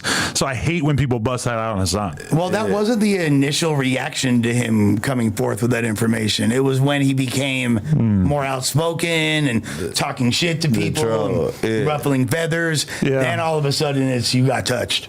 Yeah. And it's like, how can you control getting touched? As a kid, like if somebody's a grown ass man trying to do it, they can have their way with a kid. Motherfucker can pick you up with one hand. Yeah, I'm glad I ain't never been around no freak nasty old niggas like that in my life. Well, especially in that instance where it's like a whole power dynamic, and he's like, you know, it's like the godfather of this whole scene. And he was taking them on drills. Yeah, like he's having them go shoot people. The girls up the street for my dad, they was getting molested by their stepdad and shit. Like, and they were all under 18, and all of them was getting, it was bad. The police finally came one day and took them to jail, and everybody like, what the fuck? Like, that's a cool family. And it was like, wow, really? Oh, shit. Yeah. Nah, yeah. That's crazy. That shit was crazy. I never had that of like finding out that somebody was on that, like that you thought was normal your whole life. I was like 13 too. Bro, there's this really gnarly thing that happened in battle rap some years back. There's a battle rapper, his name was Tech 9. And the other one. The other Tech 9, not to be confused with the How do you have another Tech 9? Like, well, he was like a Philly dude. You know what I mean? Like he was completely unrelated, and I didn't know who bro was when he made the name around the same time in the late 90s, early 2000s, whatever. But so he winds up unaliving himself. Right. And as you do. And the whole entire battle rap community kind of rallied behind him, and there's this like the homie did a whole fundraiser for him and for his family and raised like 50 bands, like all kinds. It was like a big deal. We were all doing tributes for this guy, and then it came out that the reason why he did that was because he was about to, it was the day before, he was either about to be convicted or face sentencing. Right, okay, I remember this story. For a gnarly ass incident crazy. Involving his his girlfriend's daughter, who was like 16. Wow. Yeah. Oh, shit. Do you remember the fucking Buttafuoco story? Yeah, of course. Somehow I just watched a fucking YouTube video about it yesterday. Amy Fisher? Okay, because that shit got memory hold because O.J. Simpson happened. Yeah. So for the people who don't remember this, which is probably almost all of you, in the mid-90s, there was a situation where there's this woman, she's like coming home from work or whatever. Some girl comes up to her in the neighborhood and says, hey, I think your husband's having an affair. She turns her head. There's a 17-year-old girl running towards her, and she shoots her in the fucking head, right? Somehow she survives. And she figures out, it all comes out, that her grown-ass husband, who was probably like mid-30s or 40 or some shit, was fucking a 17-year-old girl from the neighborhood, right? Oh, wow. The local news just latches onto this so hard. Like, not the local news, but like the mainstream news. Yeah. Because they don't got nothing else to talk about probably at that time. They fucking cannot resist this story.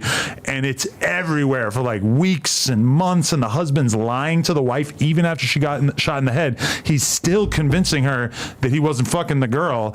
The guy ends up like going to trial for statutory rape and like all this crazy shit. It's like the biggest story in the country, and then OJ happens and boom, it just goes away. Well, it was so big that I want to say they hadn't even like delivered a verdict, and they were already filming like Lifetime movies based on it. And the chick that he was fucking, the underage one, goes on to become a porn star.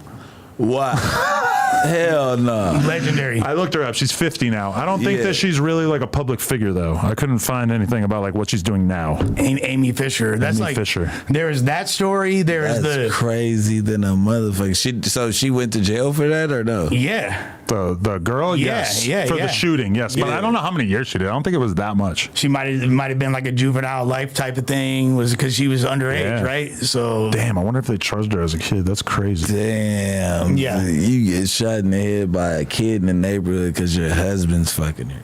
But they were really blaming him though. But what was the husband saying to the girl to make her want to shoot the wife in the head? And why does she even have access to a gun? The girl probably was in love with the dude, man. He probably was filling her up with a whole lot of, when you turn 18, we're gonna run away and da da da. I would be with you, but I can't because I'm married. She's in the way. She's like, yeah, bop, well, she not in the way no more. I think 7 years. She did 7 years. Yeah. Charged her with first-degree murder, and then she pleaded guilty to first-degree aggravated assault. Wow. Okay. 7 years for aggravated assault. Look at that. I think the lady's name was Mary Jo Buttafuoco that got killed. And she's still alive and out and about, and like she was fully in this like Vice documentary clip I watched. She's fully all up in there talking. She got a regular life now. Yeah. Did she get shot in like her eye or some shit? I guess her head looked fucked up, but from the clip I saw, you couldn't see anything weird with her head. But she was all bummed out because they were making fun of the way her head looked on Saturday Night Live and shit. They're doing all these skits about her. We need to bring that era back. That was like, somebody dies, we make a skit about it. Yeah, there you go. What the fuck? Do a skit, then make a skit. They made a skit. That's Amy Fisher sick. definitely did a skit. That's crazy. Yeah. That is crazy. All right, everybody, we are out. We're about to do the live music stream. We'll be back on here in about 10 minutes, and we will be listening to your music, and the best song is going to actually get to pull up and make an appearance on an upcoming episode of the No Jumper Show. We've never done this before. It's the craziest thing we've ever thought of. If you want to get your donos in, streamelements.com/nojumper. We'll be here. See you in a Smoking moment. on some ecstasy. Hey. Watch me whip. Watch me nay nay.